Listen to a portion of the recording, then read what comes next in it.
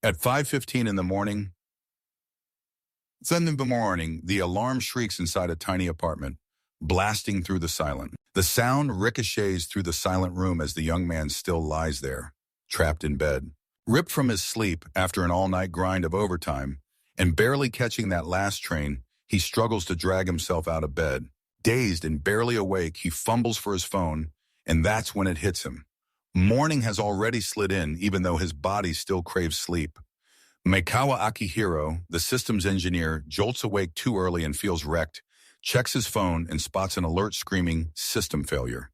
Yet nobody's called for him, so he just lies there, reaching for his phone again, realizing he's still not on duty. Relief crashes over him as he's ready to kick off his day outside. The streets are already buzzing under bright lights, and that sharp winter air slices right through the room. As the year crawls toward its final days, he braces himself in silence for the same old grind, trapped in another dull workday. Akihiro clings to the same grind every single day. Clock in, ride home on the last train, eat alone, hit the bed, and it all loops like a dull spell. Wake up, work, repeat, no surprises. When he looks back on the last few years, he realizes the only real changes are that he talks to himself more than before, and his body feels every year he's lived with nothing big ever happening. He just assumes this boring routine will drag on for years and years. Right as Akihiro storms out of his apartment to head to work, something snaps his attention.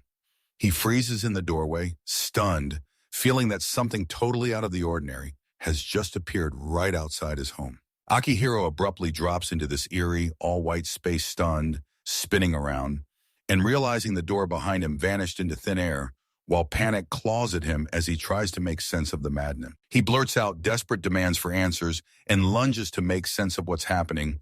Then strange notifications pop up in front of him, and a skill called Sage gets handed over to sharpen his awareness.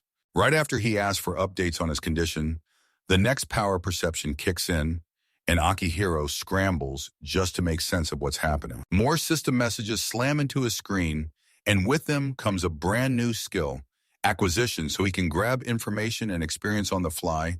Then a mysterious presence steps forward and introduces itself, whilst an interface that sends people from one place to another. Stunned and totally swamped, Akihiro blurts that he was just headed to work, nothing more, nothing less, and demands they send him back to where he came from.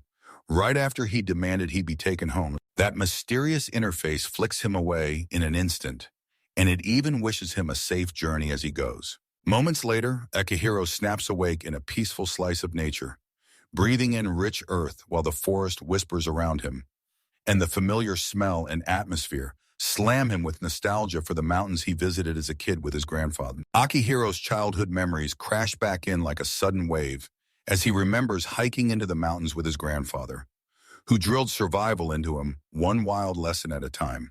Together, they tracked down wild prey, cooked up the catch, and then splashed into the river to wash clean. Young Akihiro adored his grandfather's skills, hanging on every word as the old man swore he'd pass everything down. Someday, then those warm memories hit him hard, flooding his heart with nostalgia for that peaceful time.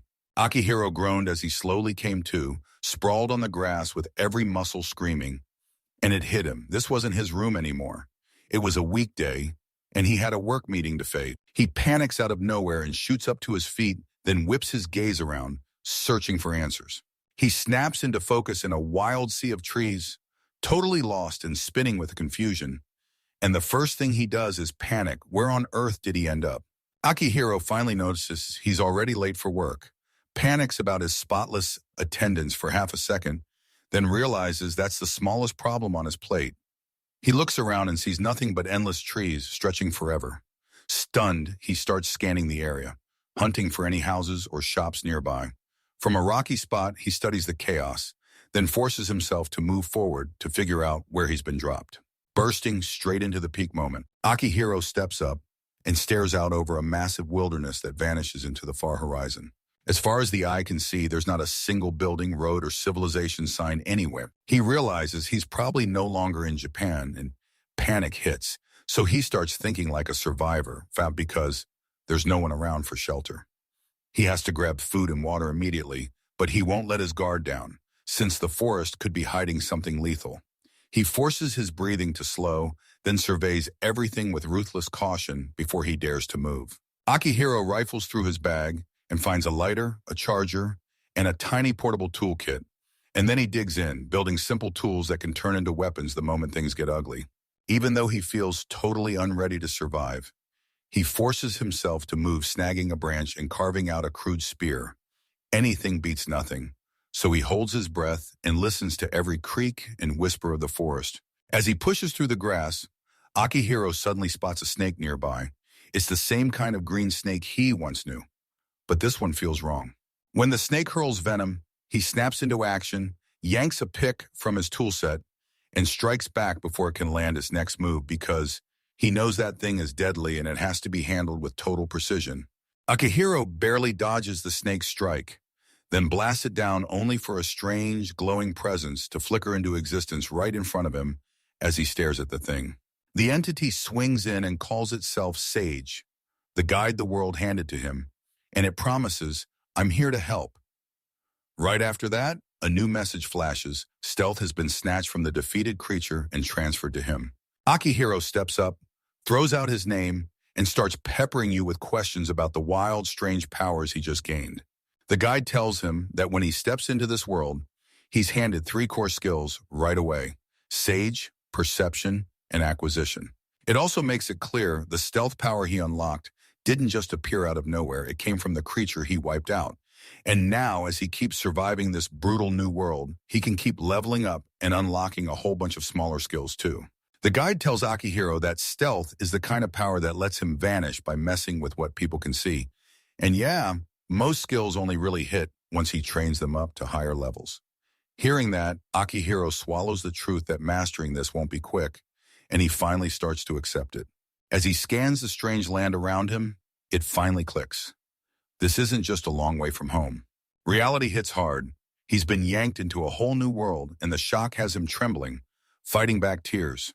Akihiro shoots Sage a question. "That snake I just beat, can I eat it?" And after Sage's guidance, he fires off his perception skill to size it up. That power proves the creature's edible, so he exhales in relief, slaps the meat on, and stares as it even smells way better than he expected. And suddenly it hits him. These new skills could be his lifeline in this brutal, unfamiliar world. After Akihiro cooks the snake, he bites in and it tastes like eel.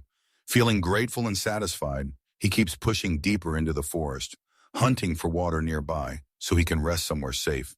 And right as he moves through the trees, he spots a snare trap tucked in the leaves, and it screams one thing: someone smart is nearby. With that in mind, he figures he won't be alone for long, so he decides to craft a real weapon first and prays the trap's maker is friendly. Akihiro scoops up stones that are easy to mold, like he's hunting for the perfect pieces. And as he shapes a plain stone axe, he stumbles on a nearby river, and the moment he sees that water flowing steadily, he knows it'll become his reliable lifeline. Axe finished, a surge of relief hits him. Now he figures it's time to forge a spear and sharpen the tip. But right as he's about to press on, a sudden crash from the forest snaps his focus. Akihiro hears a brutal cry tearing through the forest and charges back to the trap he saw earlier, only to find a massive wild boar ruthlessly caught in it. As he stares at the chaos, he spots someone else nearby, and it hits him hard. He's not alone in this messed up place. Akihiro leans in and freezes when he recognizes the person near the trap bore a young girl clutching an axe like it's her lifeline, ready to take the animal down herself. From a distance, he can't stop staring, shocked by her look and raw determination. And as soon as he sees her about to move, curiosity and nerves slam into him at the same time. The girl stands over the trapped boar, knuckles tight on her weapon, and sets herself to strike. From the sidelines, Akihiro sees it clearly. Her tiny moves won't be enough to bring down an animal this huge. The boar lunges straight at her, and he whips his own axe in a split second, hurling it right at the beast to stop the attack before it ever lands. The trapped boar explodes forward and charges straight at the girl, and she jolts back in terror at the exact moment the attack is about to hit her. Akihiro hurls an axe and it bites the boar dead on the impact, slams its charge to a stop, and the beast crumples to the ground. The girl snaps her gaze to the fallen animal, stunned, because she realizes someone was there to save the day at the exact right moment. Akihiro barrels forward and slams himself between the girl and the boar. Clutching his weapon, he snaps at her to stay back, then strides forward to take the beast on himself. While the girl, still sprawled on the ground, stares in shock as he steps in front of danger to protect her. Staring down the monstrous wall of boredom, I couldn't stay. Akihiro finally realized there's no backing out now. If an ordinary boar would be a nightmare, then this monster-sized beast is on a whole other level, and it's closing in fast. Still, he's already stepped forward. He leans in and spots it instantly. The front leg he slashed with the axe is hurt bad, and that wound steals its footing, bogging the beast down and slowing every move. Sensing that tiny opening, Akihiro braces himself hard, because if those boar tusks connect, he knows the fight ends right then. Akihiro zeroes in on the boar's injured leg and rockets forward as the beast stumbles. He bursts forward, grips that spear with everything he's got, and crashes it straight into the animal.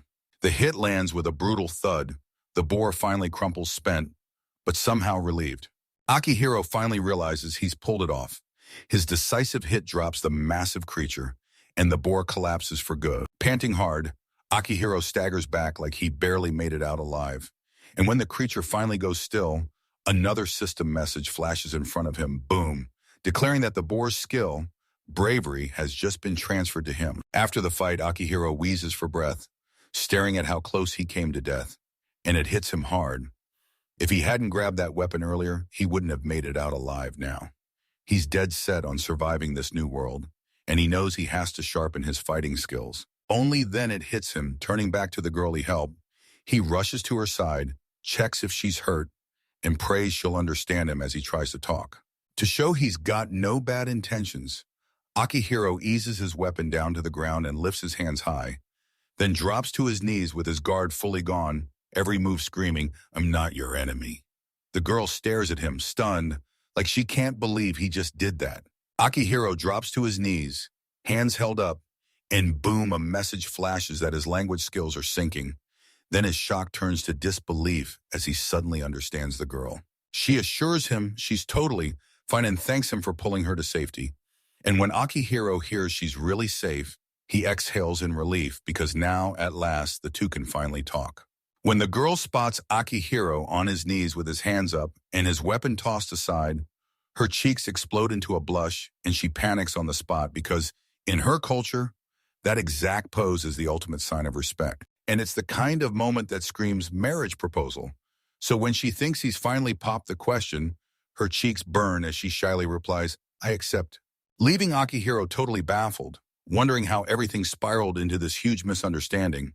The girl tells him that in her culture, kneeling with both hands up and letting every weapon hit the ground is the ultimate sign of respect between a man and a woman, symbolizing a marriage proposal. Then a total misunderstanding sparks when Akihiro's gesture gets read the wrong way. She shuffles forward and with a shy little nod, accepts what she thinks is his proposal. Then Akihiro freezes, totally stunned, because the peace he tried to bring has flipped into an engagement he never saw coming in this strange new world. Still kneeling, Akihiro realizes too late that his gesture has somehow been read as a marriage proposal. The girl softly begs him to take care of her and sweetly calls him her darling. And Akihiro is thrown into total confusion, overwhelmed, staring at the moment like, what do I do next? Clueless about this world's rules. 3 to 5-year-old Akihiro Maekawa saves a girl, and before he even knows what's happening, he accidentally proposes. Once he clocks the misunderstanding, dread hits his fate might already be sealed. Then the girl beams, welcomes him in, and invites him straight to her village.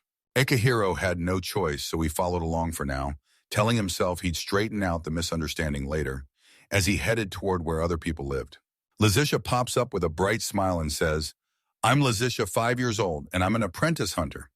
The moment Akihiro hears her age, his world flips. He realizes he just asked out someone a full 20 years younger than him. And with her still a minor, panic explodes through him, pure horror on his face. Lazicia tells him that in her world, once you hit 15, people call you an adult.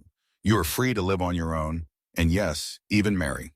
When Akihiro hears that, relief hits him hard, because it's not nearly as bad as he feared at first, though the misunderstanding still leaves his face burning. He blurts out a quick apology, fumbles through a nervous introduction and says, I'm Akihiro Maekawa. When Akihiro blurts that Maekawa is his surname and Akihiro is his given name, Lazashia's eyes widen in shock because in this world, surnames are normally a noble privilege.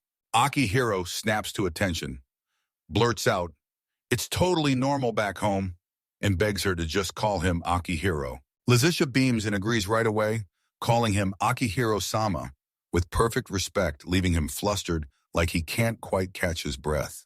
When Akihiro tells Lazisha to ditch the honorifics and just call him by his name, she instantly panics because in her world, that kind of closeness doesn't happen with anyone. She instantly blushes at the thought of accepting it. Then she squirms, feeling embarrassed, and asks for a little more time before she can talk to him so casually. Meanwhile, Akihiro finally realizes his fix-it plan is backfiring, turning every attempt into a fresh wave of awkward tension between them. Akihiro can't stop wondering how they're even going to haul that giant boar, guessing it's around 300 kilograms, and Lysacia just stays cool as she says they should break the catch down first. To his shock, she effortlessly hauls that heavy beast with a rope and a tree branch, proving she's way stronger than Akihiro ever expected, so he activates his recognition skill and spots it clearly.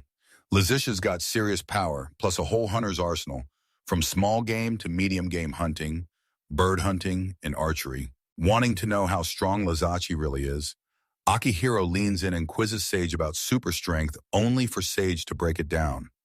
Magic power here is pulled from the environment, turned into usable force, and super strength supercharges the muscles with that same magic. When Akihiro finally clicks that this world is powered by swords and sorcery, he can't help but stare because it's nothing like the scientific world he once knew.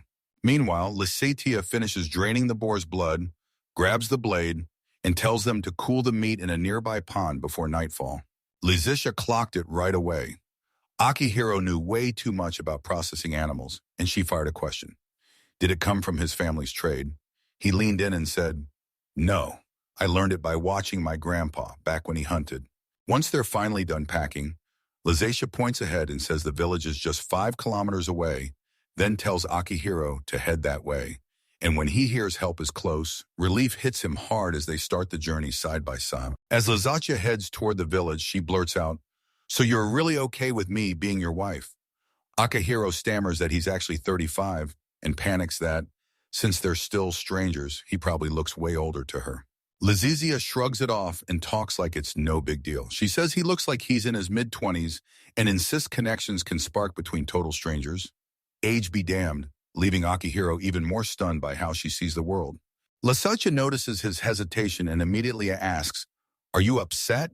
With a blush blooming across her face, she admits she only feels okay with it because it's him, and no way would she accept anyone else. With a bright smile, she tells them to just stick together and play it by ear, then casually drops that this world has ways to undo aging, sending Akihiro into total shock. So she really meant you can reverse age. Akihiro presses Sage for answers, and the guide lays it out. Rejuvenation comes from special medicines, magical devices, or even a straight-up divine miracle. When Akihiro hears that, his whole body freezes, and he can't stop wondering, do gods really exist in this world? Lazistia casually reminds him that this world is packed with magic, deities, and impossible stuff, and tells him to stop spiraling as they march on toward the village. After pounding the pavement for a while, Lazisha and Akihiro finally arrive at their destination. From the hill, a quiet little settlement stretches out beneath them, and Lazisha breaks into a warm welcome as she brings him to Teruka village. When Akihiro spots the settlement's houses, his jaw drops. This village is way bigger than he ever imagined. When evening creeps in, Lazisha pulls Akihiro aside and begs him to crash at her place for the night. He freezes, blushes, and sputters that he's broke and can't pay for a room, but she cuts him off, reminding him he already saved her life. And soon they're stepping inside her. Lazisha blurts out to her father, and the second he swings the door open, he asks how the trap went. Then he spots a stranger lurking behind her and freezes. Lazisha grabs Akihiro's hand and introduces him to her father, then blurts out that it was Akihiro who saved her in that brutal boar incident. And she tosses in, like it's nothing, that Akihiro is the very guy who proposed to her. Hearing that, her father and Akihiro snap into eye contact, and you can feel the sudden tension crackle as that shocking line hangs there. Akihiro shoots out a quick apology to clear the confusion, introduces himself with polished manners, and the whole scene turns painfully awkward, especially after Letitia just drops her sudden bombshell. Her father introduces himself like he's been waiting for this moment, then calmly invites Akihiro inside so they can finally talk properly about what really happened. As Akihiro trails him, his nerves spike. He can't stop worrying that this is it, that he's about to get dragged into serious trouble. Inside the house, Akihiro gets a steaming cup of herbal tea and everyone drops into a seat to start talking. As he takes a sip, he tells them how good it tastes and lets his shoulders loosen. Then Lizatia's mother, Tizna, steps in with a warm, welcoming introduction. Meanwhile, Ast leans in and demands Lizatia spill what happened, and you can see it, he's still totally lost about the entire mess. Lizatia blurts out the whole story of the forest, how a giant boar got slammed into the trap and nearly ragdolled her aside right when it felt like everything was over. Then Akihiro bursts in out of nowhere and wipes the monster out with one crushing strike. She keeps the tension high, and then it hits after Akihiro brings the beast down. He tosses his weapon aside. Nelt leans in, locks eyes with pure determination, and pops the question. As she laughs and blushes, telling the tale, Akihiro realizes her sweet version is way more romantic than what really went down. After Lizatia spills her story, her father stays calm, but tells her the truth. Everything is moving way too fast for comfort. And it isn't that he dislikes Akihiro, but he's sure it's way too soon to even bring up marriage. Just because he managed to save her doesn't mean it's time. Akihiro snaps into agreement, practically sighing with relief because someone else finally sees it the same way. Still, after watching Akihiro for a moment, Lizatia's father finally admits he seems respectable and capable. Then, trying to make sense of it, he convinces himself that Akihiro must be some noble who fell for Lizatia, blurted out a proposal in a rush of passion, and is now fighting against his family's demands about marriage. Blushing at the wild tale, Akihiro shoots back fast, denying every word and making it crystal clear. He's no noble, no high status, big shot. He tells them, back home I worked as an accountant at a trading company, and you can see it click in real time because whatever his real past is, it's probably going to sound totally impossible to people here. Akihiro blurts out that earlier that morning, he was just heading to work until a flash of light swallowed him and spit him out in the enchanted forest. And Ast leans in hard, studying his clothes like the fabric is way too perfectly made to be real.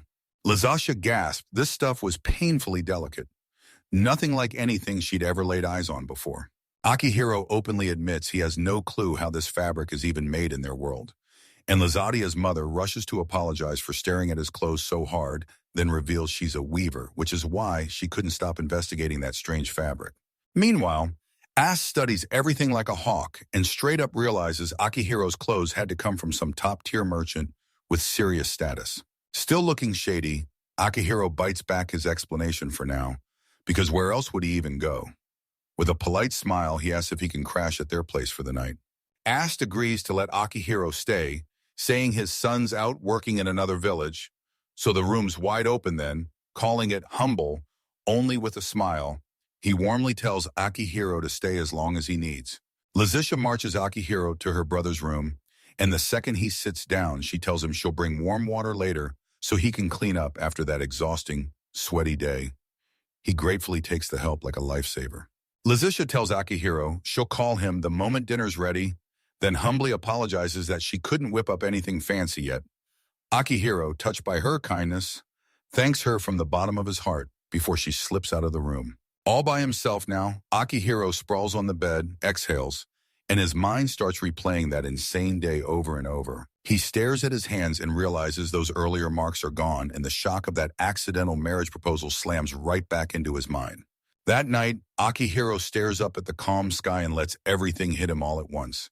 For years, he'd laughed at those tales about getting yanked into another world. Pure fiction, he swore. But now he's living the exact nightmare fantasy he used to dismiss. Beside him, Lizatia keeps humming, bright and carefree, while Akihiro sits there in silence, staring at this bizarre new life like it's a door he never meant to open. The next morning, Lizatia cooks up breakfast while Akihiro sits at the table in borrowed clothes, and she leans in like, "So you want to work?" Akihiro blurts out that he can't just keep living there for nothing. He needs to earn his keep, somehow. So he asks the village straight up if there's any job he can take. That morning, Asas hammers the idea into Akihiro's head register at the Adventurers Guild if he wants to kick off his work. In the middle of their chat, As tells everyone Lasatia slipped out to hunt by himself the day before his back had been acting up and wouldn't let him be normal. Lazadia admits she's still an apprentice and keeps drilling hunting skills with her father. And once that's settled, Akihiro pushes the next move, joining the Adventurers Guild to finally land work in this brand new world. As tells Akihiro the Adventurers Guild runs all kinds of jobs, so he better sign up there first. And when he's done, Lizacha jumps in to show him around the village. As they head out, the two start joking that they already look like newlyweds, and Akihiro instantly turns beet red while Lizacha skips ahead with a grin, guiding him like she's got the whole route memorized. Akihiro readies himself to bolt for the Adventurers Guild, sliding into clothes he borrowed from Lasha's brother. The outfit hugs him perfectly, except the pants run a little long, and Lazadia snaps, "In this village, if you dress too fancy, you'll instantly pull the wrong kind of eyes." Still broke and riding on pure gratitude, Akihiro clenches his fists and decides no more. Waiting, he has to find work, and he has to do it right now. After thanking them, he breaks into a sprint toward the guild, ready to start earning his living in this brand new world. Akihiro bursts into the Adventurers Guild branch in Toroka Village, stares at the sign, and realizes the letters look weirdly like Japanese, then bam! His mysterious sage ability kicks in, and suddenly he can understand the language of this world. Right after he steps into the guild, a receptionist greets him with a bright smile, then asks straight up if he's here to register as an adventurer. Inside the guild, the receptionist breaks down the whole adventurer system to Akihiro. These guys get ranked by what they've earned, starting at rank 10 the lowest and climbing all the way to rank 1 the top. And that rank decides which jobs they're allowed to take and how big their paychecks are. She also lays it out. Most adventurers only take one job at a time, and every mission they finish earns them real credibility, letting their rank climb, because that rank is about trust, not just raw strength. To finish registering, she makes Akihiro prick his finger with a needle and tells him not to worry. Just a tiny drop of blood is all they need. Akihiro pricked his finger, dripped his blood onto the registration card, and just like that, the paper drank it in, binding it to his soul with magic. The receptionist tells him this card is his real Adventurers Guild ID, and since it's bound to his soul, the guild can instantly tell. When he dies, then they'll shoot the death report straight to the card reader. With everything locked in, Akihiro's adventurer registration is officially sealed, finalized for good. Because he's brand new, Akihiro corners the guild receptionist and begs her to point him to the perfect job. She leans in and lays out a quick, no-drama request. Then he orders Akihiro to hunt down a plant called wheeze grass, and Akihiro follows the instructions, stepping out into the nearby field right away. Armed with what he knows and sharp eyes, Akihiro rips through the tall grass until he spots the exact wheeze grass, and then he readies to pick it. The next job hits fast. He takes a guild request to grab 5 stalks, rushed by the Alchemist Guild like they can't wait another minute. The pay's way bigger than usual, but the receptionist leans in and warns you. Monster nests are lurking in the nearby forest. They say the danger's low, yet she still insists you show up equipped like you mean it. In this area, you'll run into horned rabbits and goblins, sure. They look puny in games, but Akihiro knows real danger doesn't care about your stats. So he grabs a basic tool he can turn into a weapon and heads out to finish the job. With his recognition skill blazing, Akihiro starts sweeping the field for wheeze grass. 100 sure he won't mix it up. Then he doubles down and goes for a massive haul of 100 stalks, so he can crush the job fast. As he gathered the grass, his mind snapped back to his old life just a few days ago. He was hunched at a desk, pounding away on a computer.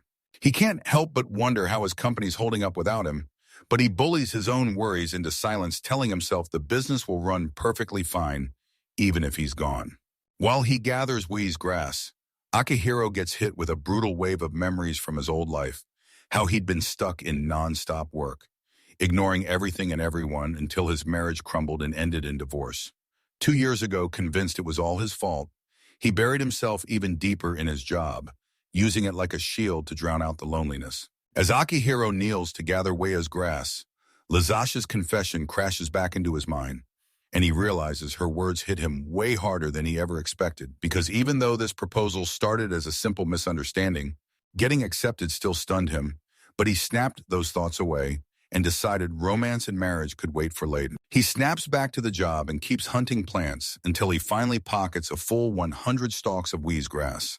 After stuffing the grass into his hands, Akihiro drops down to sit and breathe. His back is screaming from all that bending, so he steals a quick break before heading back to the guild. While he tried to catch his breath in the tall grass, he suddenly felt movement creeping in close. Sensing something closing in, he snaps to attention and zeroes in on an animal nearby. As Akihiro sprawls in the grass, he suddenly clocks it. There's a goblin creeping nearby, clumsily stalking the tall blades with a crude weapon like it's hunting for something. And as he holds his breath and stays perfectly still, Akihiro can't stop wondering, has it already noticed him? Spotting the monster might sniff him out any second, he makes the first move, slinking around its back with deadly patience, closing the gap fast so he can hit before the goblin even has time to react. Akihiro sneaks right up behind the goblin and slams into it with a surprise strike, whipping his crude weapon around with everything he's got and landing it dead from behind the goblin reels. But Akihiro doesn't slow down for a second. Acting on pure instinct, he slams in another devastating hit, ready to end this fight before the creature even gets a chance to recover. After Akihiro wipes out the goblin, something freaky happens. Glowing light blasts up from the monster and pours its powers into him, handing him the goblin's spear technique and a jolt of sharp alertness. He clings to the guild's orders, recalling the proof for goblin subjugation cut off the nose. Even though it's a nasty job, he grits his teeth, reluctantly prepares to cut it off, and then rushes it back to the guild as proof.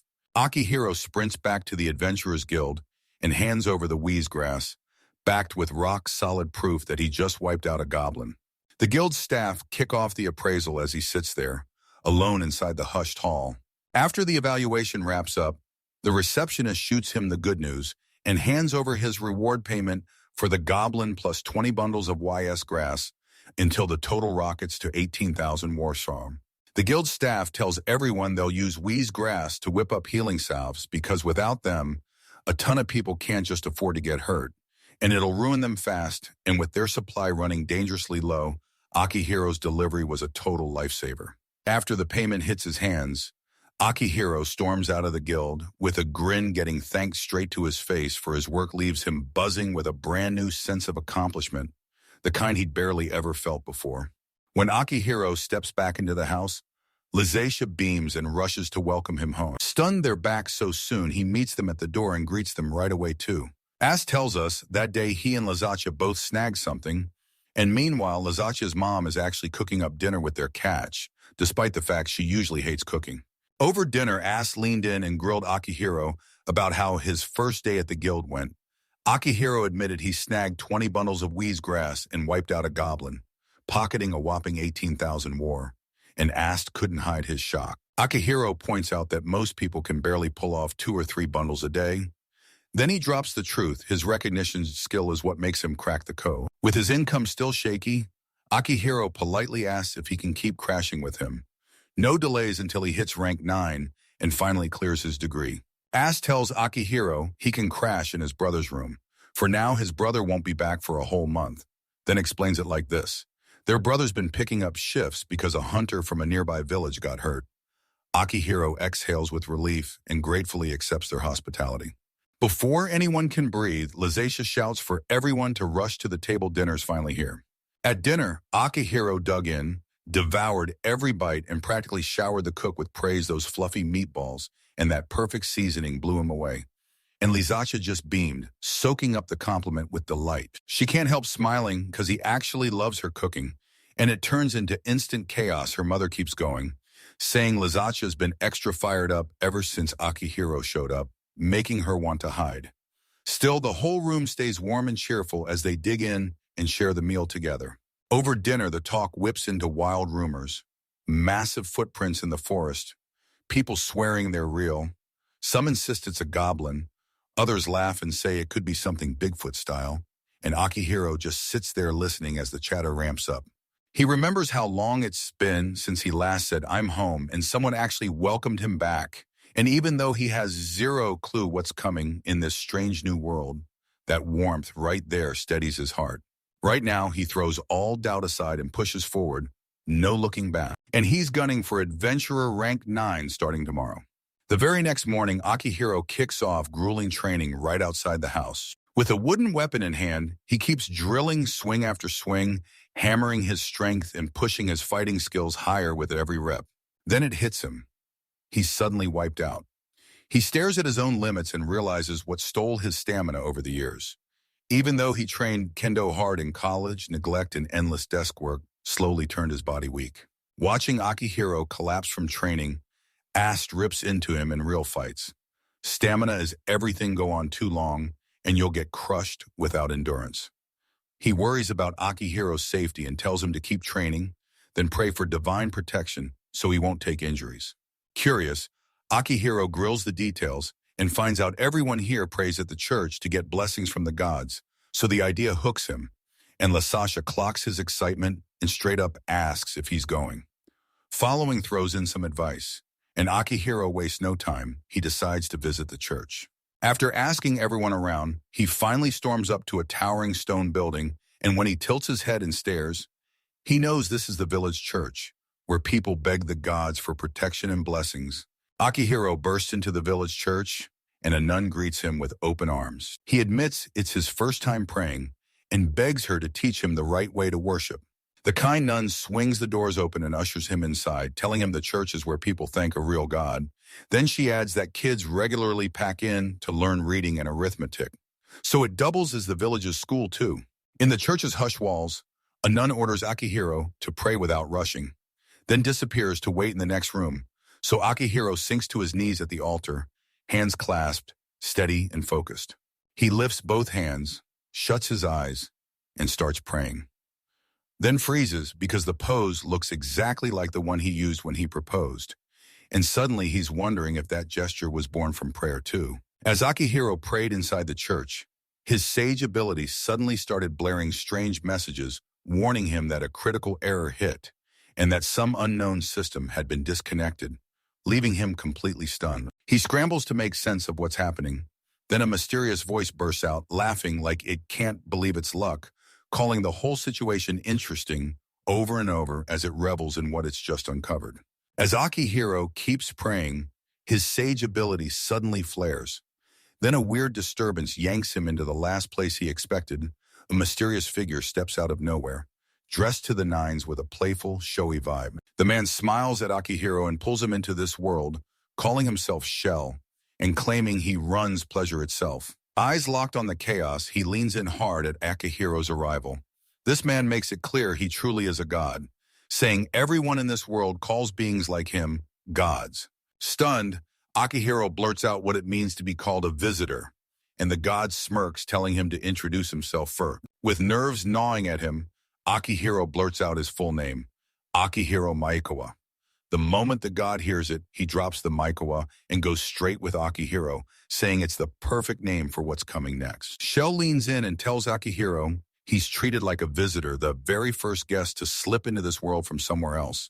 He says countless worlds exist side by side, each one running on its own and governed by its own god. Overwhelmed, Akihiro fought to follow the wild idea of multiple worlds and divine rulers, and bit by bit he lost track of what Shelley was saying. Akihiro looks totally lost, so Shell jumps in and breaks it down in words he can actually understand. He explains that the whole universe is basically a giant network, like a bunch of independent servers, all working side by side. Each world runs like its own server, and the people inside, they're basically the terminals hooked up to it, while the gods step in like administrators, pulling the strings and managing every app running on that world.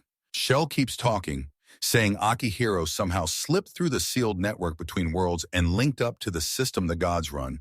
So he's not just amused, he's hooked. And now he's looking at it like a technical problem. Akihiro can't stop wondering if that incident should have carved its way into the system's records. And when he finally asks, Shell spots something wild. Those records look like they've been messed with, and it screams that someone out there just tampered with the system.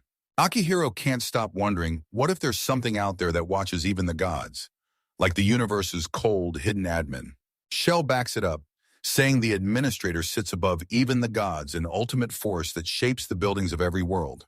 Akihiro snaps to attention and blurts out the big question.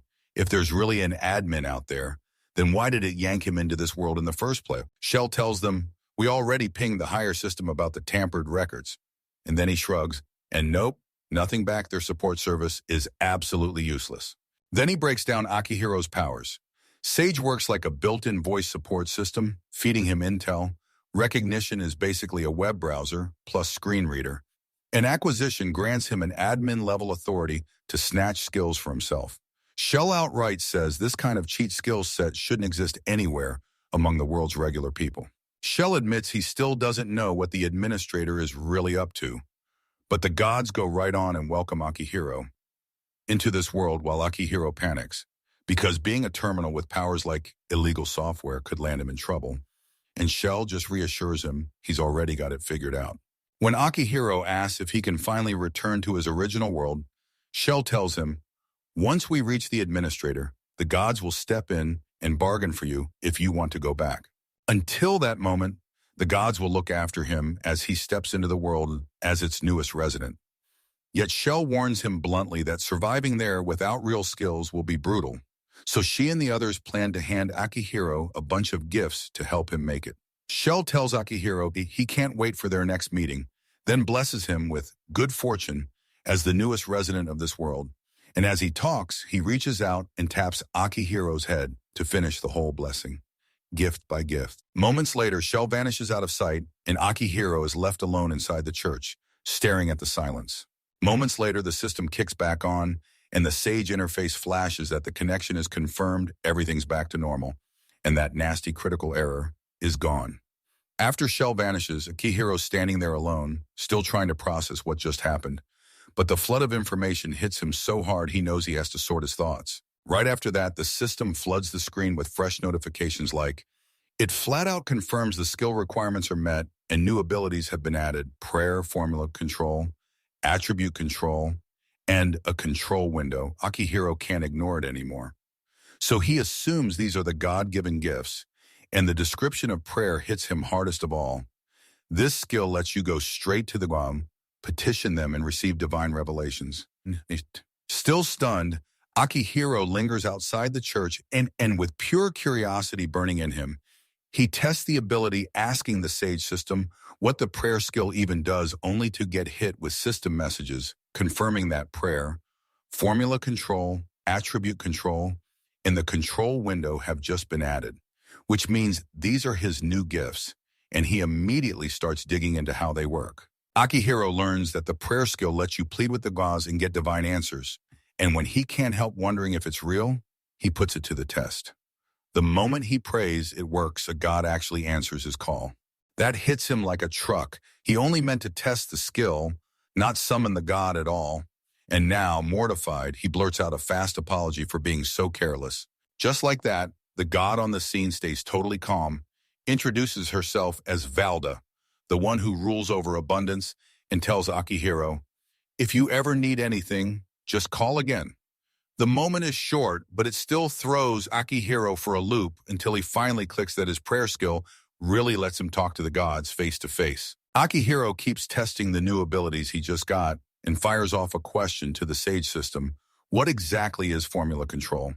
The system answers it turns mana particles into raw magical power, then reshapes that power into crisp formulas he can use to cast spells. Hearing that, Akihiro practically bursts with excitement. So this is finally his chance to use magic in this world. Then he shoots off a question about attribute control. The system breaks it down. Formula control turns that magical power into the very stuff magic is made of, the core element. For Akihiro, it even stamps a wind attribute onto it, so now he can sling wind-based magic for real. And yeah, it says he can learn attribute control skills later without too much trouble. With enough grind and training, Akihiro could tap into even more elements. Akihiro looks back at everything he's mastered, and even though getting back to his original world isn't possible right now, the thought that it might happen someday steadies his heart. Now that he's trapped in another world, he sets his sights on mastering magic because he refuses to stay lost. With pure determination, he vows to push ahead, then figure out how to get back home and grill everyone he can about where he can learn it. But before he can do anything, he realizes he has to whip his body back into shape, because years of office work have left him weak and worn out. While they're eating, Akihiro leans in and blurts out, asking if there's any place he can go to learn magic. They point out this mage who's always running the magical tools at the general store. They tell him that behind the shop sits a magic tool store run by that mage, and the guy might actually teach him. So when Akihiro hears that, he decides to swing by later that day. Akihiro rushes to the general store hunting for the mage who could finally teach him magic, but Lycedia won't let him go alone. She tags along, shoves confidence into his hands, and tells him to train hard with AST. Fresh off arriving, Akihiro bursts into the shop and demands news about the mage, then lays out his reason he's chasing magic and wants to study it for real. The shopkeeper greets him warmly and hears him out. The shopkeeper ushers Akihiro to a back room where the mage is hard at work. Then the mage steps up, greets him, and demands to know what he needs. Akihiro blurts out that he heard he could learn magic here, and the mage perks up instantly, sensing he might be the next grade student. Watching him closely, the mage realizes Akihiro has already mastered spell formula control, and he demands to know where the kid learned to do it. Akihiro tells him he never trained in magic at all then. After a god who rules spell formulas blesses him, his power to command those formulas just woke up on its own. The mage leans in, grinning, and says, "Mastering it is easy, just grind it with nonstop practice." When Akihiro's asked about his attribute, he's dead sure wind. Then the mage steps in and declares himself Bastia, and Akihiro fires back with his own name. Bastia presses Akihiro for the details of his magical attribute. Determined to figure out exactly what he can do, Bastia admits wind magic isn't his strong suit, but he still puts on a show for Akihiro, then methodically crafts the spell by locking in the wind attribute, pressure, in exact shape. Akihiro just stares wide-eyed as the wind compresses into a tight little sphere above his hand, then rockets forward, spinning and swirling like a living cyclone. Bastia snaps the wind spell loose. He hurls a tight, compressed sphere straight at the target, and it slams in with brutal force, and Akihiro just stares, stunned. Bastia is blown away by the technique's power. Then he dives in and lays out the spell formula basics for you. First, the mage picks the exact attribute to unleash. Then they picture how it'll hit the target, map out the spell's shape in their mind, choose where it will burst into existence, and only then they fire it off. Bastia keeps going once the mage can picture the attribute, its form, and its exact placement with zero mix-ups. The spell snaps to life the instant the command is spoken. He says the last move is to picture the magic flowing in your head, and no chanting isn't a must, because speaking the spell just locks the image in place inside the caster's mind.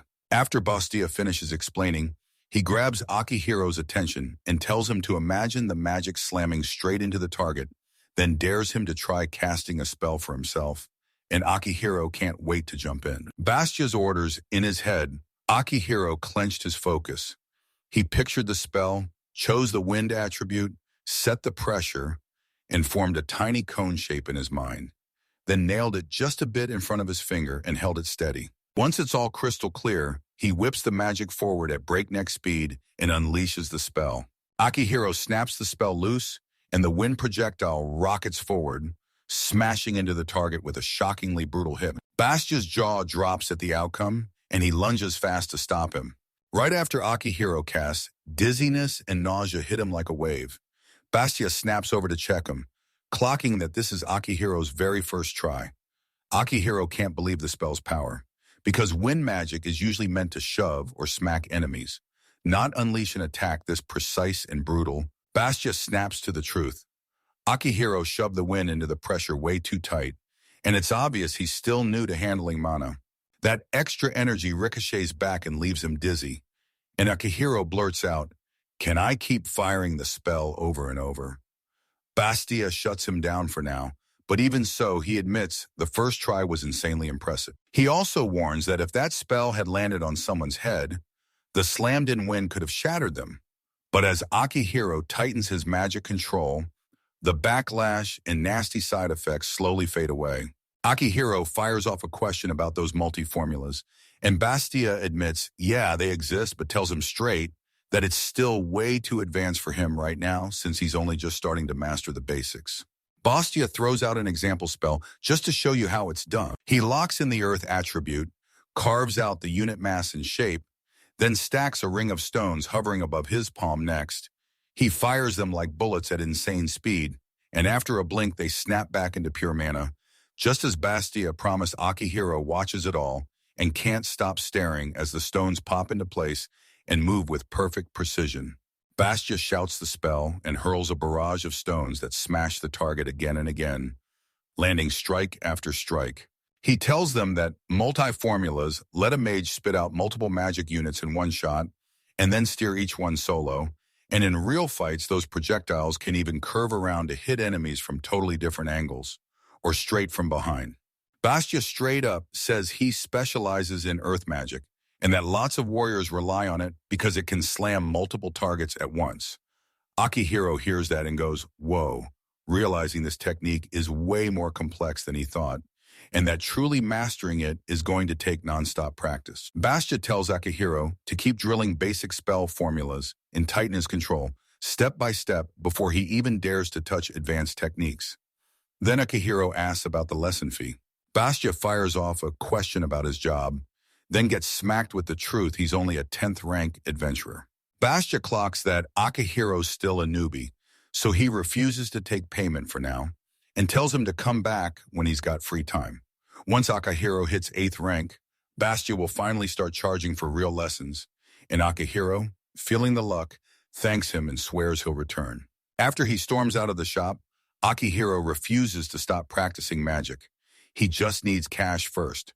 So he dashes out to grab Weia's grass again, and with everything he learned, he moves way smarter now, quickly piling up a huge bundle. Later, he hurries back to the guild, hands in the materials, and the staff lights up, thanking him for bringing Wyeth's grass and urging him to come back again soon. Then he leaves. Akihiro clocks a bunch of adventurers staring him down. An unease crawls up his spine, so he figures fresh faces draw trouble, and he slips away before anything kicks off. Then he heads back home. He drops off a small pouch of cash for the day's rent, then Tetsuya beams as he hands it over. Akihiro storms back home and throws out a warm greeting to everyone. Then he pushes forward the rent money, insisting he has to contribute since they've taken care of him. They beam and tell him they got off work early because the weather started looking nasty. Lysatia leans in and grills him about his trip and whether he actually learned magic. Then Akihiro admits he's ditching the usual routine and plans to train outside for a while. While the others argue about the rent, Lysatia's curiosity spikes. She grabs the moment and asks if she can watch his training.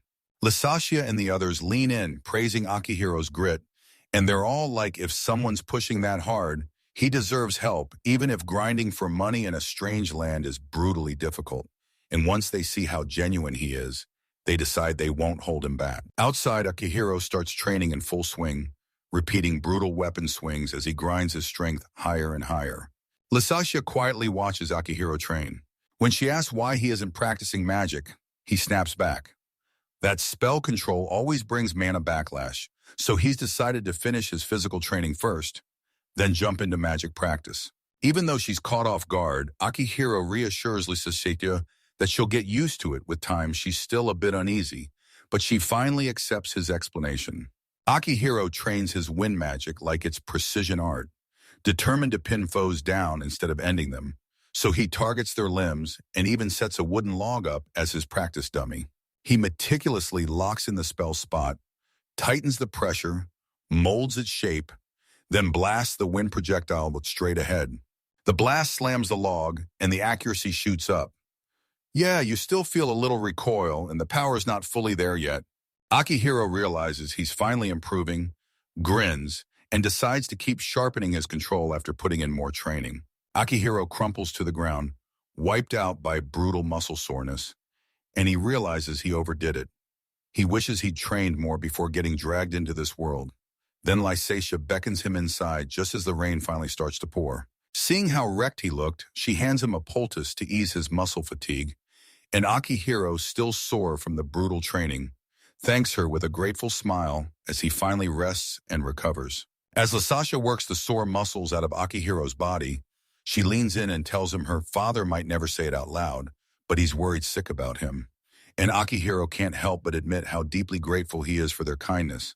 Lysatia tells Akihiro that her father sent her to grab the treatment and check on him. And when she sees just how hard he's pushing, it hits her hard. She tells him his effort makes him a truly wonderful person. Akihiro admits he wants to do anything he can to repay the family's kindness. But even while totally wiped out, he laughs and says, saying something that serious feels a little embarrassing.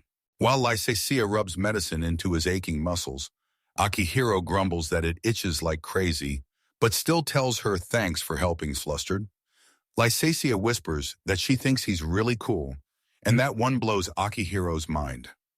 Lying there, he stares up in disbelief, realizing he never thought he'd get a moment this youthful again after all these years.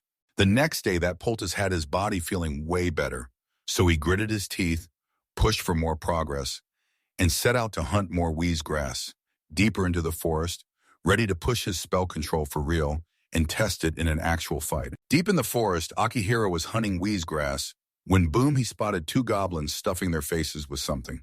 Spotting this as his shot to test his magic for real, he steels his nerves and gets ready, silent, focused, and braced for battle. Crouched and hiding, he slips in from behind and zeroes in on a goblin. Then he sculpts the wind with brutal precision, its pressure, its shape, its exact position, all aimed tight in front of his fingertip. He rockets forward and snaps in with a lightning-fast wind strike aimed straight at the enemy's back. Akihiro's attack punches through the first goblin and leaves it fatally wounded. The second goblin spots the danger and snaps into action, while Akihiro stays ice calm, hands steady as he summons another spell, compressing a sharp wind bullet on his fingertip and lining it up for the creature's left knee. As he unleashes the strike, the magic blasts forward at breakneck speed. Then bam, a whole new skill snaps on alertness. Level 1, delivered straight into his body the instant he learns it. Akihiro's wind slash smashes the goblin's knee to pieces, freezing it in place.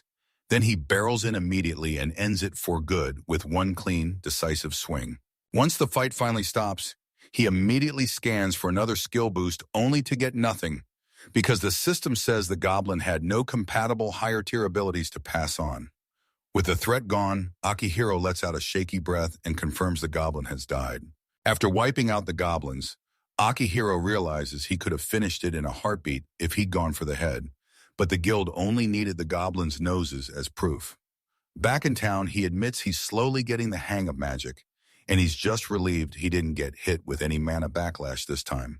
At the guild, he slaps in the materials, grabs his reward for 2 goblins, and adds the wheeze grass he hauled in boom, 28,000 wares total, and with a grin on his face, he starts plotting a fresh pair of shoes.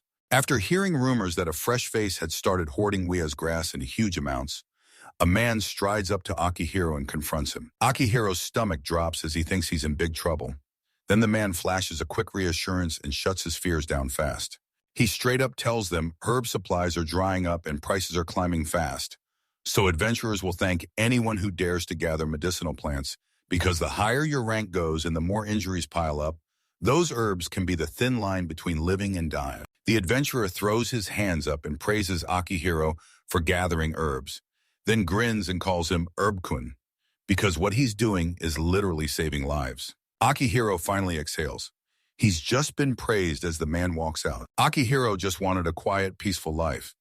Then, out of nowhere, someone shouted his name and snapped everything. A young girl slams the brakes on Akihiro, stares him down, and bluntly asks if he's a mage. Stunned, he can't help but wonder who she really is. Then another girl rushes in, apologizes, and they point out that Akihiro's mana and magical flow looks so crisp and spotless that they can't help but think maybe he's a spellcaster. The girls point out that Akihiro's mana circulation and magical flow look weirdly spotless, and that's why they were convinced he was a mage. Akihiro shoots it down fast with a grin, claiming no, he's absolutely not a mage. Just as he shuts down the idea and starts to walk off, the girls suddenly panic, yelling at him to stop. Right now. To wait. Akihiro tries to slip out, claiming he's just a 10th rank adventurer and probably useless to them. But Ari steps in fast and refuses to let him go. She demands he listen. Her companion shoots an apology back for showing up so fast and begs for just a moment of her time. After her friend tears into her, Ari begrudgingly swallows her pride and apologizes to Akihiro for snapping at him earlier. The girls plead with Akihiro, eyes wide and sincere, And when he sees how desperate they are, he finally relents, agreeing to hear them out, just briefly. They hustle him into a meeting room, and there his allies are already waiting. Then Deed steps up, grins at Akihiro, and thanks him for showing up. In the meeting room, Akihiro steps up and introduces himself, and the crew immediately starts laying out what's going on.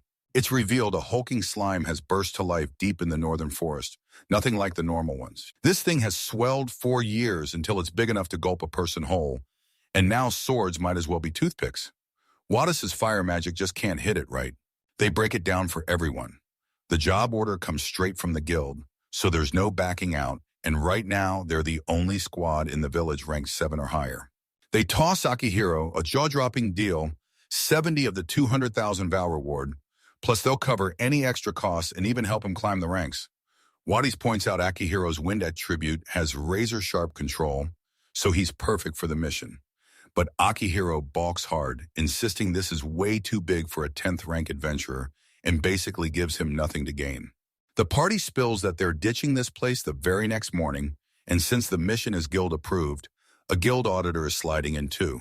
So that makes 5 of them in the squad. The slime lurks deep in the forest, but it's still close enough to reach in a single day's journey. Deed warns, if you leave that giant slime alone, it'll keep swallowing everything, split into more slimes, and wipe out the whole local ecosystem. And even though Akihiro hesitates, thinking about what this could do to the village and the nearby work, he can't ignore the threat and starts weighing how to help. Akihiro nods and agrees to help, but he admits he's still a total beginner and worries he'll drag everyone down, so the others slap his doubts away and promise they've got him, and everyone exhales in relief that he finally said yes, because their departure is set for tomorrow. Akihiro's stomach drops. This mess feels way more tangled now, and he can't stop wondering if he'll even manage to help at all. Akihiro stumbles back home way past bedtime, dead tired, and the man of the house snaps, "So how'd the hunt go?" Akihiro tells them that after the downpour, the forest turned brutal to cross, and with the rain still soaking everything, there wasn't much game left to hunt. Spying the blood on Akihiro's machete, the man cracks a joke about butchering being exhausting. Akihiro just tells him he'll sharpen the blade before dinner and calmly swears he's perfectly fine. Over dinner, Akihiro drops the bombshell about the giant slime mission, and the whole family goes silent because they instantly realize it's a terrifying, dangerous job. Usually it's only cleared by 7th rank adventurers guild help. Or not, and yeah, slimes are supposed to be harmless, but the one lurking in that deep forest is anything but. Akihiro shrugs and admits monsters are still deadly, but the girl recoils in disgust, declaring huge slimes are gross, even though she's never seen one in her life. Akihiro tells everyone the other 7th rank adventurers will show up, so he figures it'll be okay and offers his help because his skills could come in clutch, yet his gut still screams that something isn't quite right. That night, staring at the ceiling and replaying the mission in his head, the man of the house just leans in and warns him, "Be extremely careful." Lying in bed, Akihiro can't shake the dread as he knows he's about to push deeper into that deadly forest to hunt an unknown giant slime. He stares at his latest fights and realizes, no joke, he's already slaughtered 3 goblin, like humanoids that were packing weapons. That thought jangles his nerves because in this world, he could have been the one lying dead instead. All by himself, Akihiro admits it, he's terrified because meeting a god didn't give him immortality or instant power, and even one spell has him reeling, sick and weak, wondering if the gods are really rooting for him as he finally sees how fragile his life in this world truly is. Akihiro suddenly remembers his old life, those normal days with friends, family, work, and the kind of simple hobbies that felt like peace. Compared to that calm world, his life now is one nonstop plunge into danger. Lying awake, he finally forces the truth out. He wants to go back, because the terror of dying here crashes over him, and he wrestles with the panic bubbling up inside his chest. Lost in his own head, Akihiro doesn't even feel it when Lysatia slips into his room. He blurts out his name again and again until he finally snaps back. She rushes in, clearly worried, saying she tried calling him too, but he never answered, and now she fears he might not be feeling well. Lysatia snatches Akihiro's hand without even thinking, then blurts out a quick apology the moment she notices, and when she sees he's awake, her nerves finally ease. She says she panicked the moment he came back. His face looked darker than ever, and when she thought he might be hurting, she rushed over on instinct, checked if he was okay, and then blurted out an apology for barging into his room without permission. Akihiro thanked Lasasha and admitted he'd been spiraling in his own head, drowning in gloom. Talking to her finally snapped his thoughts into focus. And he finally gets it stewing in silence is what kept him from falling asleep. So he exhales, feels relief, and tells her it's nothing serious. Lazadia grins and swears she'll cook up something amazing, cheering him on for tomorrow. Then she lets slip in a soft voice that she's worried about him. Akihiro suddenly realizes something huge just knowing he has a place to come back to, and people waiting for him, wraps him in real, steady comfort. With his nerves finally settling down, he turns his eyes to tomorrow grinning as he banters with Lasasha about the meal she's cooking. And she beams back, telling him to get ready for it.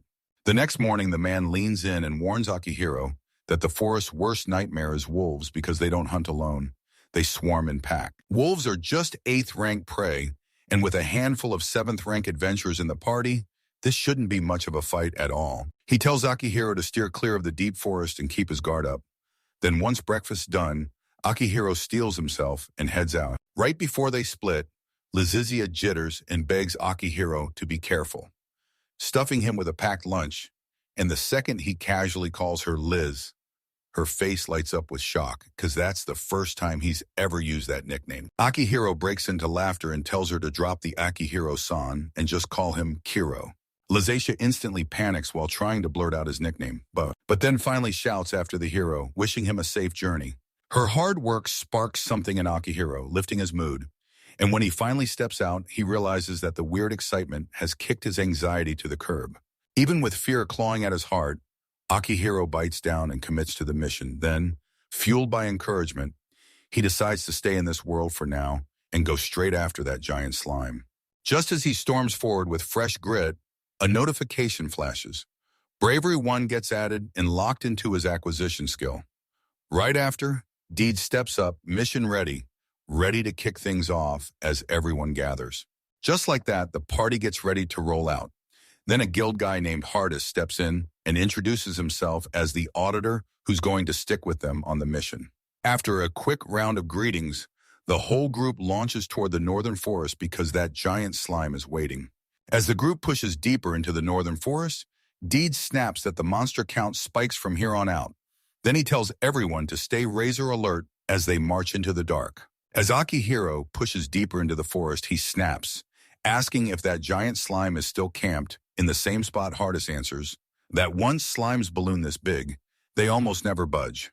Akihiro grabs a map and compass and to find the way, and the others can't believe how prepared he is. Deed's jaw drops at the item because he's usually stuck plotting direction by the sun and the time. As the party pushes deeper into the forest, 2 goblins burst from the shadows and launch a sudden attack. Akihiro snaps everyone's attention, but Deed lunges into action the second it happens.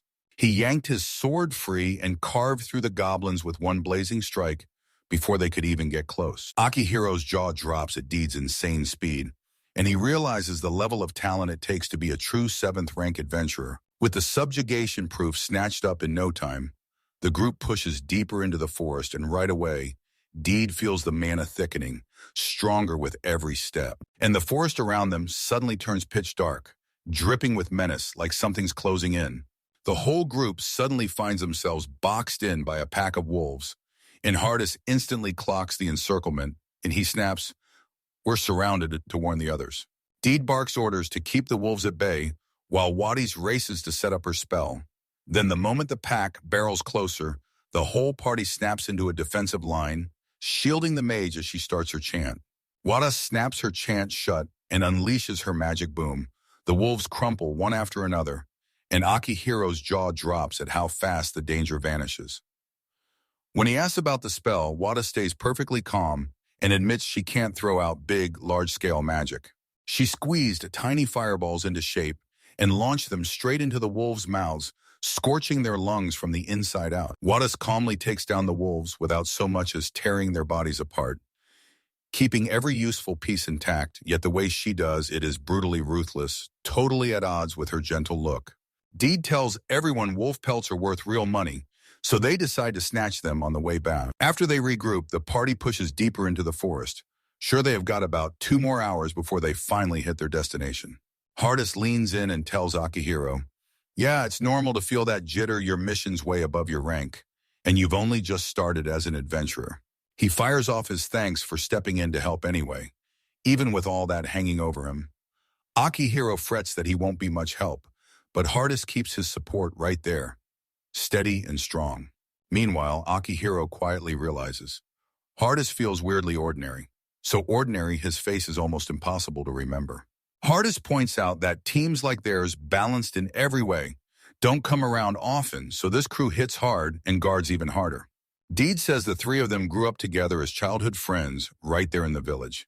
And when they finally hear it, Akihiro's totally stunned, then cracks up joking that Deed must have been insanely lucky to grow up with not one, but two gorgeous childhood friends. Hardest whips his sword through another monster in seconds, and Akihiro's jaw drops at how clean and deadly his moves are. Then it hits him. Hardest is a guild officer, and Akihiro can't help but respect the skill. With the way finally clear, Hardest fires up the group and demands they surge ahead toward their goal, no backing down. Akihiro steals his resolve to help in every way he can because they've already come this far to turn back now. The crew finally pushes through to the target, and there it is, a massive slime. Akihiro's jaw drops because it's way bigger than he ever imagined. Hardest nods and confirms the place matches the report, so that huge slime is exactly what they came for. Then the party slams into it, towering nearly 3 meters tall. Akihiro's jaw drops at how huge it is, and Hardest leans in to tell him the truth. This slime's real weakness is the core hidden inside its body. If they smash the core or carve away enough of that slime shell, the monster's power shuts down and falls silent. Akihiro grabs Deed and orders him to hurl a stone at the slime, just to see what it does. Then the moment the rock slams in, the slime oozes inch by inch toward the impact point. Then after a beat, it crawls right back to where it started, proving the monster feels the disturbance, just brutally slow about it. Hardest tells them, you only need the slime core, the outer jelly is just extra. Then he warns, don't smash more than necessary, because you can still recover some of the materials.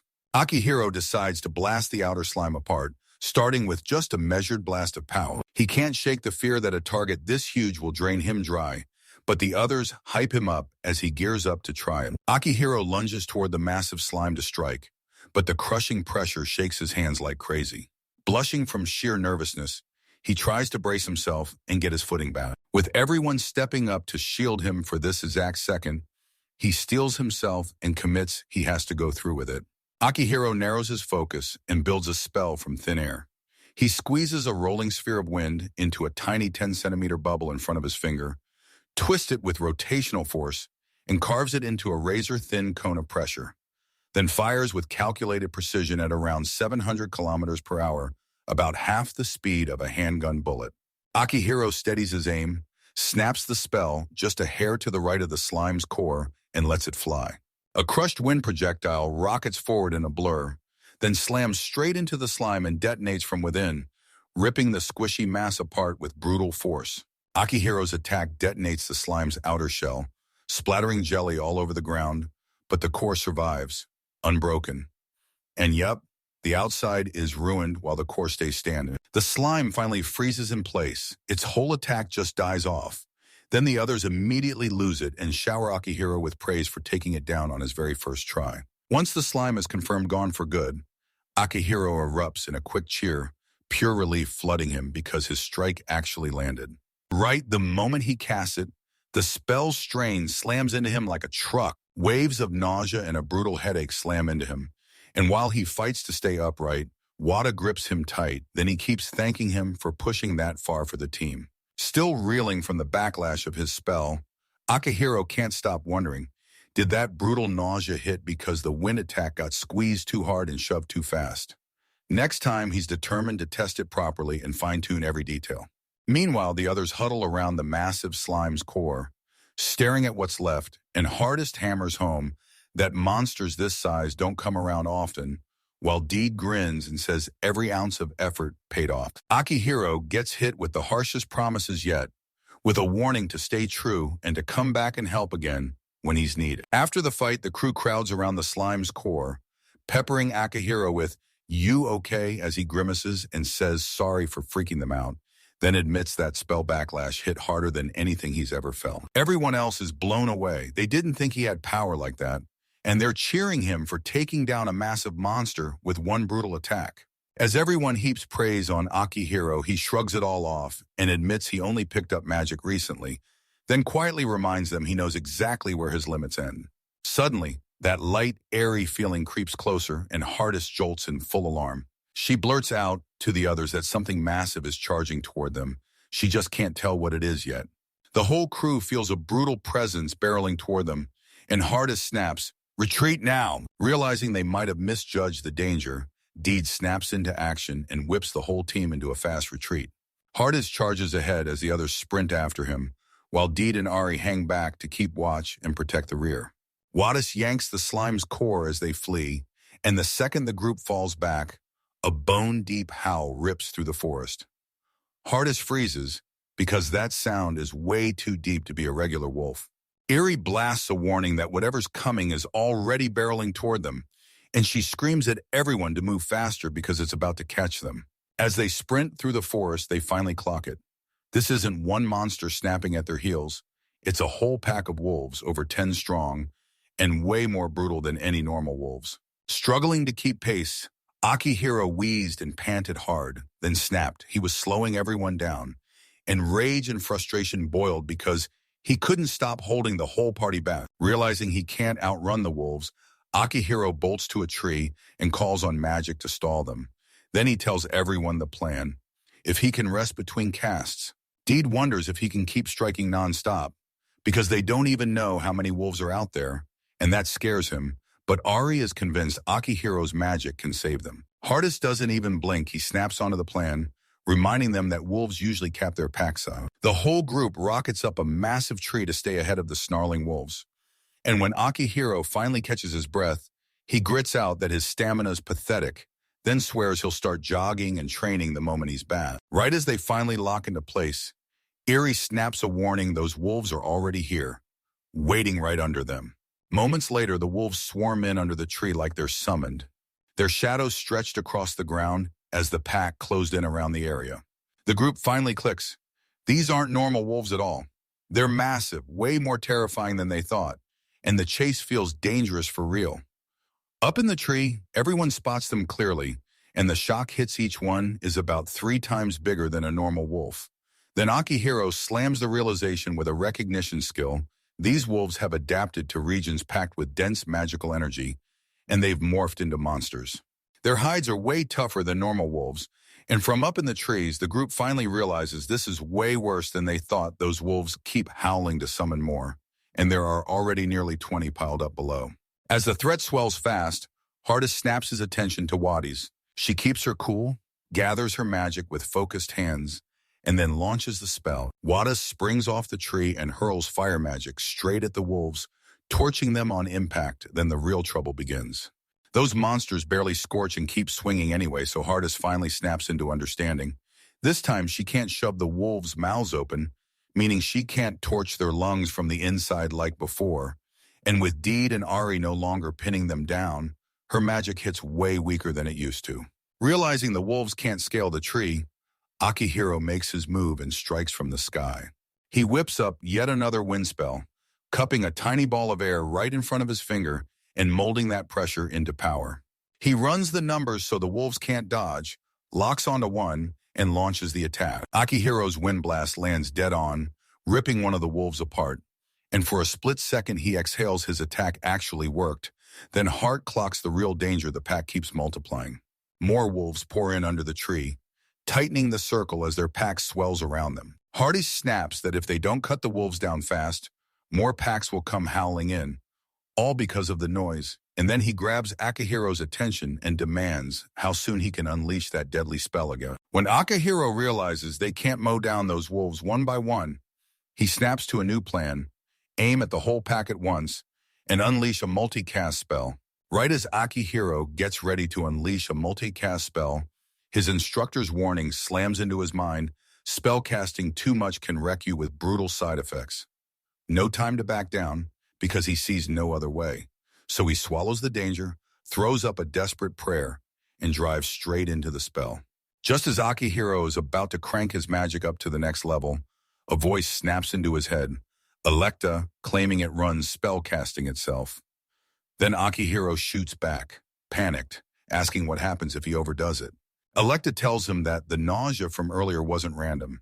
It was his brain getting poisoned by magical strain, and if he keeps overdoing magic past that point, he could end up with catastrophic damage, even a cerebral hemorrhage. Electa snaps to Akihiro that their visitor is barely holding on, so she'll step in and wrestle the spell under control for now.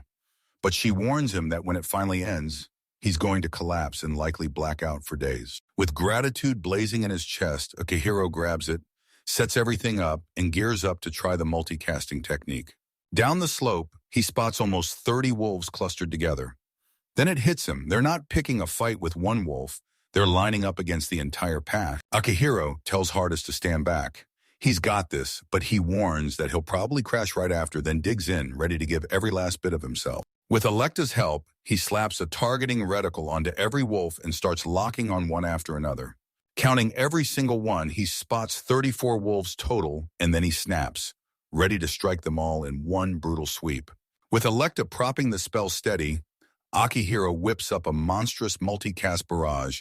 He compresses 34 vicious wind blasts into tight little cones of pressure, then launches them at about 150 kilometers per hour, and every single shot locks onto a different wolf. Realizing people were waiting on him to finally make it back home, he steels himself, then fires off the spell and unleashes every single attack all at once. Akihiro slams down a multicast spell and blasts dozens of tightly packed wind shots all at once. Every projectile slams into a different wolf, detonating right through their bodies at the exact same moment. Then the whole pack is erased in the blink of an eye. Huddled in the branches, the others stare in stunned silence as the wolves crumple across the forest floor, and not a single one moves ever again. Breathing hard but finally safe, Akihiro spots that the danger's vanished and thinks he can race back home. At last, after he crushes the wolves, his strength finally snaps. The massive spell's backlash hits him all at once, and his consciousness starts slipping away. As his awareness starts to slip away, he fights to speak one last apology to Hardest, while the magic master behind it all just watches from the distance, silent and calm. Then Akihiro snaps back in a strange new space and meets a mysterious man named Electa. The man says this is their first time meeting and warmly welcomes him as a guest. And Akihiro blurts out his thanks for the help from earlier, then gets totally lost on where he even is. Electa stays calm and explains that this place is tied to the very system that controls spellcasting. And when Akihiro spots Electa's strange clothes matching formal wear from his own world, his mind clicks. This mysterious guy knows far too much about him and where he came from. Electa tells Akihiro, I built this space so I can talk to you while your body stays unconscious. Then he adds, that brutal spell left you in a coma for a while, so we've got time to talk. Akihiro is completely baffled. How on earth could someone like him possibly talk with a god? The Electa spills that magic users peek at worlds no one else can, and Earth just happens to be one of the biggest favorites, because its mind-blowing perspectives and fresh ideas keep pulling everyone's attention. Electa leans in and tells him every world gets built around a theme. Earth was made for the rise of civilization. And this one's all about letting people live as happily as they can. And then she drops the bomb. This planet is basically a carbon copy of Earth, even down to its genetics, which is why everyone looks and lives like humans. But the gods rewired the whole system to stop battles between the same species, so we got a world built like Earth, yet driven to chase happiness instead of starting wars. Electa keeps going, saying loads of beings who run different worlds can't stop staring at Earth, especially Japanese culture, from games to anime and manga. And yeah, even he's hooked. He loves Earth stuff and swears he's obsessed with potato chips, constantly hunting down fresh flavors to taste. And that's when Akihiro finally clicks. Otaku culture isn't just here on Earth, it's blowing up everywhere. Electa pleads with him to bring potato chips to this world, because the locals swear potatoes are poison after getting sick from the leaves. And Akihiro groans, but when he comes back, he reluctantly agrees to help spread them. Electa leans in and tells Akihiro, it's time to go back, because inside that space, time moves like a glitch. And before long, he'll jolt awake in the real world. After thanking Electa for her help in the conversation, Akihiro flashes a final smile and heads out, saying goodbye. As his mind slips away from that bizarre realm, he can't stop wondering when he wakes up. Will he be back with his companions safe and sound? The young man slowly rouses in a silent room, blinking at the brutal bright light slicing into his eyes. Then he finally steadies his mind and whips his gaze around, realizing he's back in his own room. He starts to question whether everyone else made it out safe and whether he really clawed his way back alive. Those bizarre memories still burn bright in his mind. As he scrambles to steady his thoughts, it all floods back. He vividly remembers meeting a mysterious figure who claimed to be a god, and suddenly it clicks. Everything he went through was real, no dream at all. The man snaps awake and spots a young girl curled up asleep right beside his bed. Spent the whole time drained from caring for him, she realizes she's been guarding him since he passed out, so she carefully tries to wake him. Groggy at first, he stirs slowly, and it's clear she never left his side, nursing him back to health the entire time. The man lunges to wake the girl, but she won't budge. Then she slips off the bed like a quiet wave and lands on the floor, still dead asleep. She's sprawled out, peaceful as can be, and the moment he sees how deep she's out cold, it hits him. She's utterly drained. He gets up, checks his condition, and can't believe it, his body feels surprisingly good, with only a few small scratches left behind from whatever happened while someone hauled him. The girl finally snaps awake, and the first thing she clocks is that Hiro is conscious. Pure relief hits her like a wave, so she lunges in and squeezes him in a tight hug, thanking every star that he's back. When her breathing slows, she smiles at him and suddenly realizes the truth. She was the one taking care of him the whole time he was out cold. Liz clings to the hero with white-knuckle fear, sobbing in relief as he finally wakes. Then her panic takes over, and she squeezes him so tight he can barely breathe. He shoots her a quick reassurance, then steadies her as he helps her slow her breathing down until her panic finally eases. Liz slowly starts to breathe again as the tension finally melts away. Liz tells us the others hauled Hiro back after he collapsed from burning through way too much mana.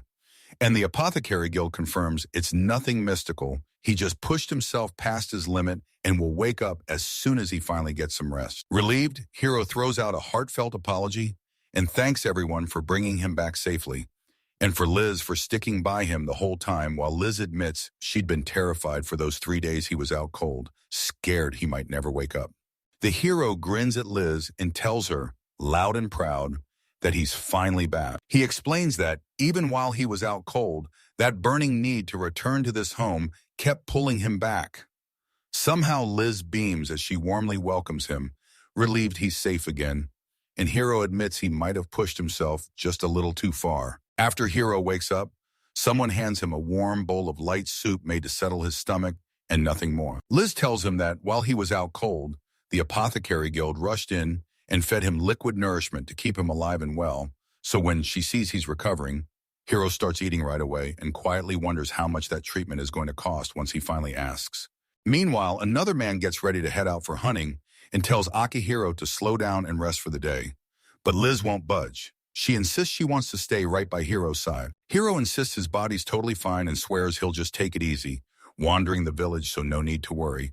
Right? Liz snaps back that he shouldn't push himself, then jumps in to go with him when he heads to report to the guild.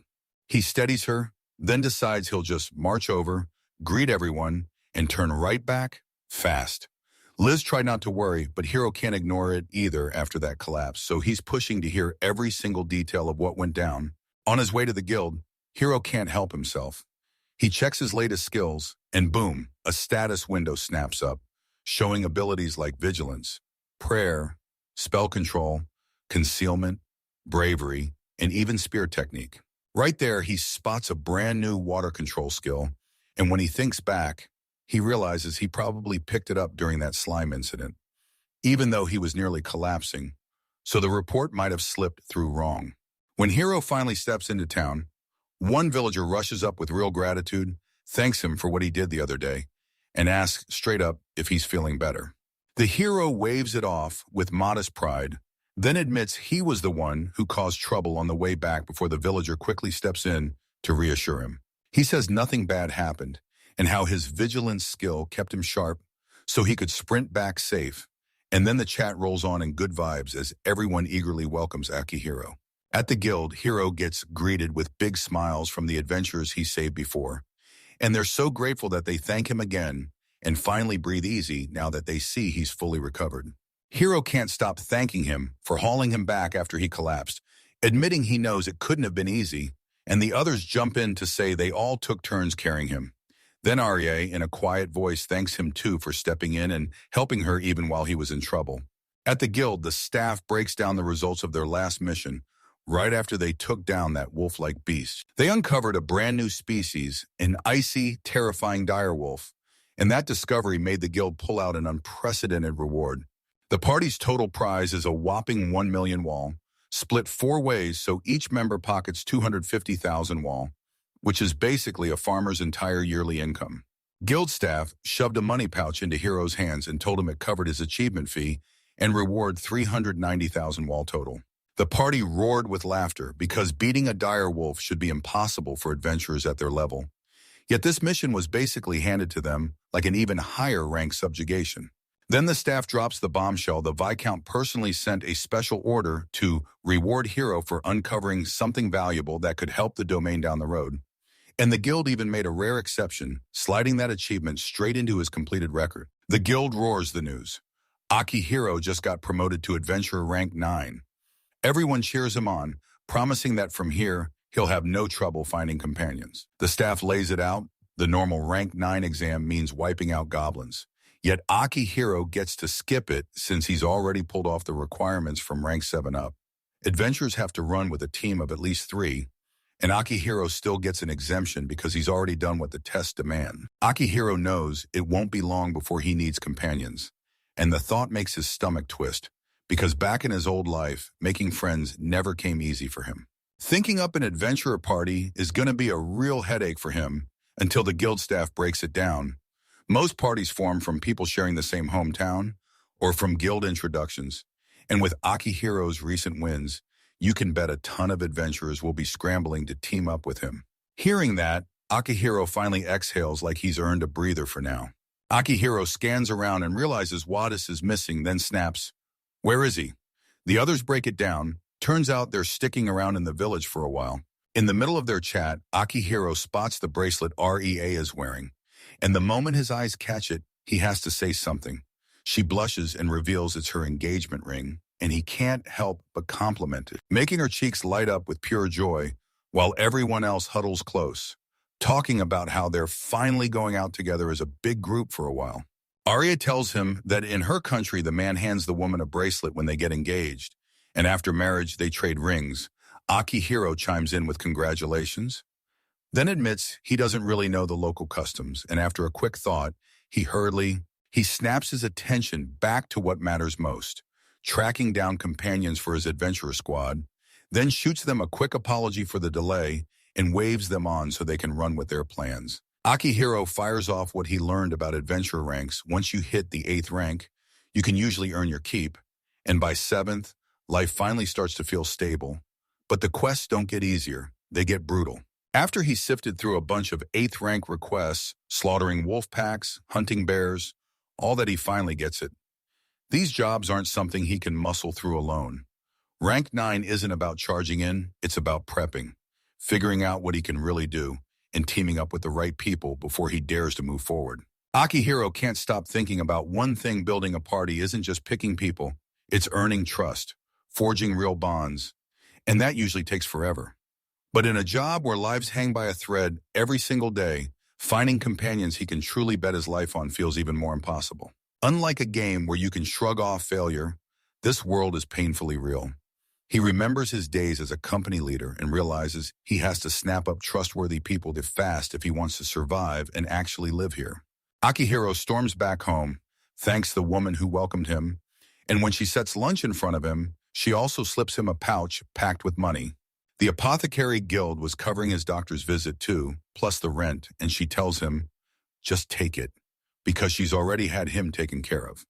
After he rests in his room, Akihiro decides to burn the whole day on indoor training, even though he's been told to take it easy while she watches, and realizes his stubborn drive looks exactly like Liz's. Akihiro dozes off by accident, jolts awake later, and there she is, Liz again. sound asleep beside him. It finally clicks that someone must have carried him home, and he never even noticed. He's stunned to find everything feels almost exactly the same as the morning before. And when he softly calls her name, Liz drifts awake while Akihiro stands there, utterly awkward, wondering if he's caught in some kind of crazy deja vu. Liz suddenly blurts out that she wants to become an adventurer too.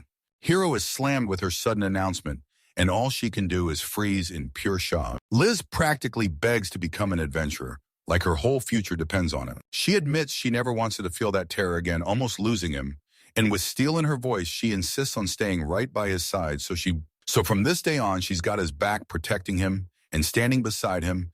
And when Hiro finally thanks Liz for her feelings, he makes it clear he trusts her. But he shuts her down hard, telling her she can't become an adventurer, at least not right now. He reminds her she's still just an apprentice hunter, and she's the homeowner's precious only daughter. So no decision like this can be made on a whim. Hiro presses her to talk it through first with Wadis and Thaja. Liz plants her feet and declares she's going to be an adventurer right there. Joining Hiro's party, and even with plans to talk to her father, she makes it crystal clear the final call is hers to make. The hero tells her straight up that hunting is already a respectable trade, then warns her she's got a lot to learn under Wadis, and even admits he's not willing to bring her anywhere that's too dangerous. Liz then fires the question, asking if Hiro himself doesn't want her to become an adventurer. And Hiro answers straight from the heart, just like she's worried about him. He's worried about her too. Liz insists she didn't pick adventurer on a whim. She mulled it over for real, long before she made her choice. And yeah, she's grateful. Hiro worries about her, but she wants him to see the truth. She's got her own skills. She's tough, and she can be useful. Hearing her sheer determination, Hiro lets out a heavy sigh, then nods and agrees that if she feels this strongly, they have to sit down and talk it through with Wadis and Thasia first. Liz brought up the idea of becoming an adventurer while talking with her dad, insisting it was her choice all along, and saying Hiro just pushed for one thing: she should talk it through with her parents properly. Her father stays calm for a moment, then straight up asks Akihiro if he's the one who got her to join him. Akihiro's completely blindsided by the question, and Liz jumps in, saying that after everything that just happened, she refuses to sit at home twiddling her thumbs, waiting for Hiro to come back. She tells him she's seriously considered it and wants to team up with him for subjugation missions. And her father leans in, listens, then turns to Akihiro and asks what he thinks of the whole plan. Akihiro gets blindsided, and for a split second he just freezes, clueless how to answer. Liz's father finally drops the truth. He's terrified of sending her into deadly places and wants her to keep hunting, not wandering into danger as an adventurer. Akihiro is shocked too, because when Liz said she wanted that life, it hit him like a surprise wave. Still, he gets it. Quests are packed with life or death risks, and injuries come whether you try to avoid them or not. He even fought to talk her out of it at first, but once Liz locks in her choice, she almost never budges. So when he hears that, her father has to admit Akihiro really gets her.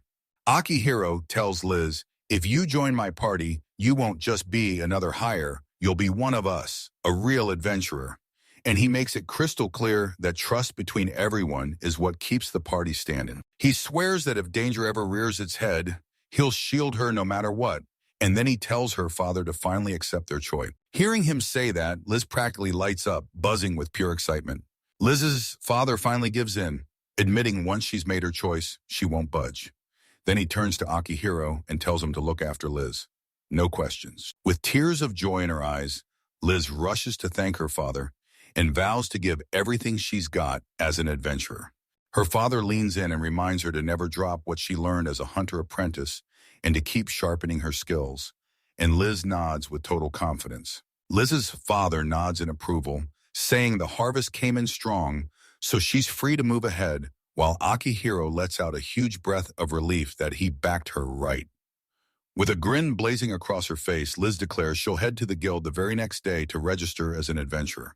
And just like that, Liz officially slips into the party and becomes one of them for real. Akihiro's grin widens the moment Liz joins the party, but then trouble hits. Now they have to decide what role fits her, and with her wild physical strength, sending her straight to the front line feels like the only smart move. Liz mostly swings a bow tuned for hunting small game, so big monsters just shrug it off. And Akihiro's stuck on a brutal question. Where does she even fit in the party? He weighs Liz's skills and finally realizes that her Herculean sheer power surges straight into her muscles, and it makes her feel like the perfect frontline fighter. Not someone who should hang back until she flashes one quick worry. Can her bones really survive that strength? But remembers that the skill's magic doesn't just work. It fortifies her body, shielding her from the blast of her own power. And that's when he starts getting lost in thought about what her role is. Liz locks eyes with him and demands, "Tell me, do you want me charging the front lines or hanging back to keep you covered?" Akihiro leans in and asks Liz if she'll brave the front line with a shield and a blunt weapon, and Liz practically beams, saying she'll give it her all as long as that's what the party needs. Then he asks about an axe and she shrugs it off. She's not picky, and the weapon she's carrying was handed to her for self-defense in the first place. Decision made, Akihiro declares she'll take the front line until one brutal problem hits them fast. They still need money. Akihiro realizes prepping Liz for the front line is going to drain him. Heavy armor costs a fortune, and he still hasn't even secured decent gear for himself. Sure, blunt weapons would be cheaper than bows, but the road ahead is still brutal. He also can't stop wondering if Liz could even take down a single goblin. So for now, he pushes the plan: go hunt goblins, rack up experience, and cash in the reward. Then they swing by the guild to hunt for new weapons, and Liz is all in until she casually lets slip there's someone she wants him to meet later. Liz leans in and tells Hiro the person she wants him to meet isn't just anyone she's an adventurer to, probably around rank 9, and since they're hunting for party members, Liz swears this could be the perfect shot. She blurts out that the girl in front of her is her childhood friend, same age 15, and even though she grew up on a farm, she's been out adventuring since she was around 10, all to keep herself afloat. Hearing that, Hiro finally lets out a breath. She figures that since Liz has known her since childhood, she must be the kind of person you can trust. Liz tells Hiro she already talked to her friend the day before and set up a meeting at the guild. She even promised she'd be there, so Hiro begs, "Introduce me," and starts freaking out about making her wait. Liz shrugs it off and tells Hiro there's no need to sprint. Then as they head for the guild, Hiro can't help but contrast this laid-back rural pace with the brutal minute-by-minute schedule from his old corporate life. While Liz chats nonstop about a childhood friend, she tells them the girl used to throw punches at every boy who picked on her back when they were kids. And yeah, she can slice you with sharp words, but Liz swears that deep down, she's nothing but kind. The hero finds out his so-called friend is actually a girl, and that realization throws a little unease into his chest, because out here, adventuring is no safe game. Finally, Liz lets out a sharp shout via calling her best friend S name.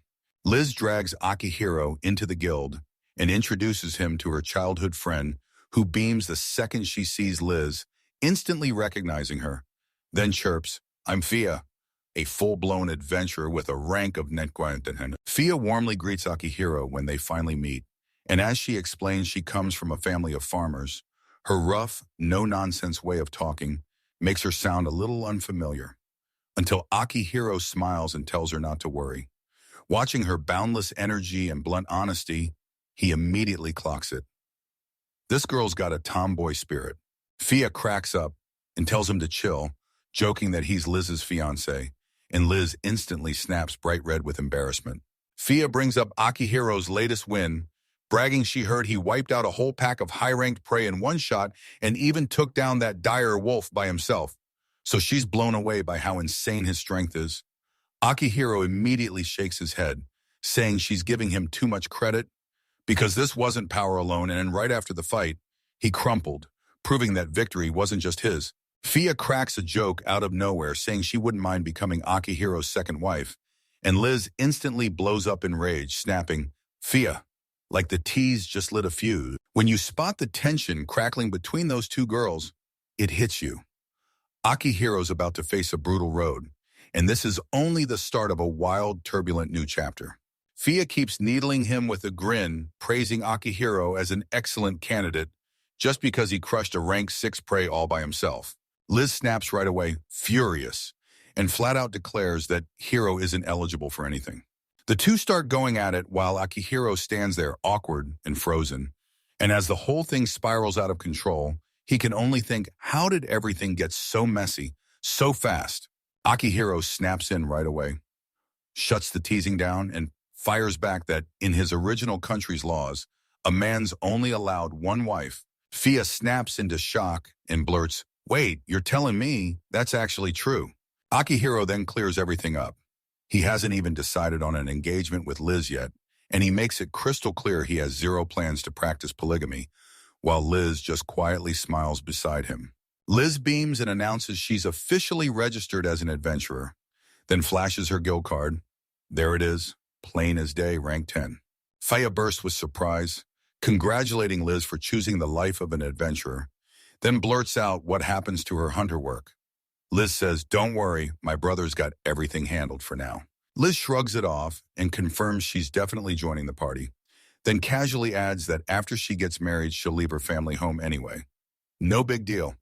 Fia teases her as the same old crybaby Liz, and the two burst into laughter. Reunited and bursting with excitement, they can't wait to work together again, while Akihiro quietly frets that maybe, just maybe, his opinion doesn't matter in the grand scheme. Akihiro decides to hit up a weapon shop, and Liz and Fia jump at the chance to come with him when he asks what they're doing next. They admit they've got nothing planned, so they all head out together. Inside the shop, Akihiro leans in and asks Liz which weapon she likes, no beating around the bush. Liz scans the place fast, then snatches a huge hammer and grins, because it just looks insanely cool. Akihiro freezes for a second as he weighs his options. Then while he's browsing the shop, he decides, he needs a real machete too, so he tests a few blades, picks the one that feels right, and tells the shopkeeper to get it ready. At the same time, Liz grips that massive hammer and dreams up her full gear, while Faya throws praise at her, gushing that she looks exactly like an adventurer and that the weapon fits her perfectly.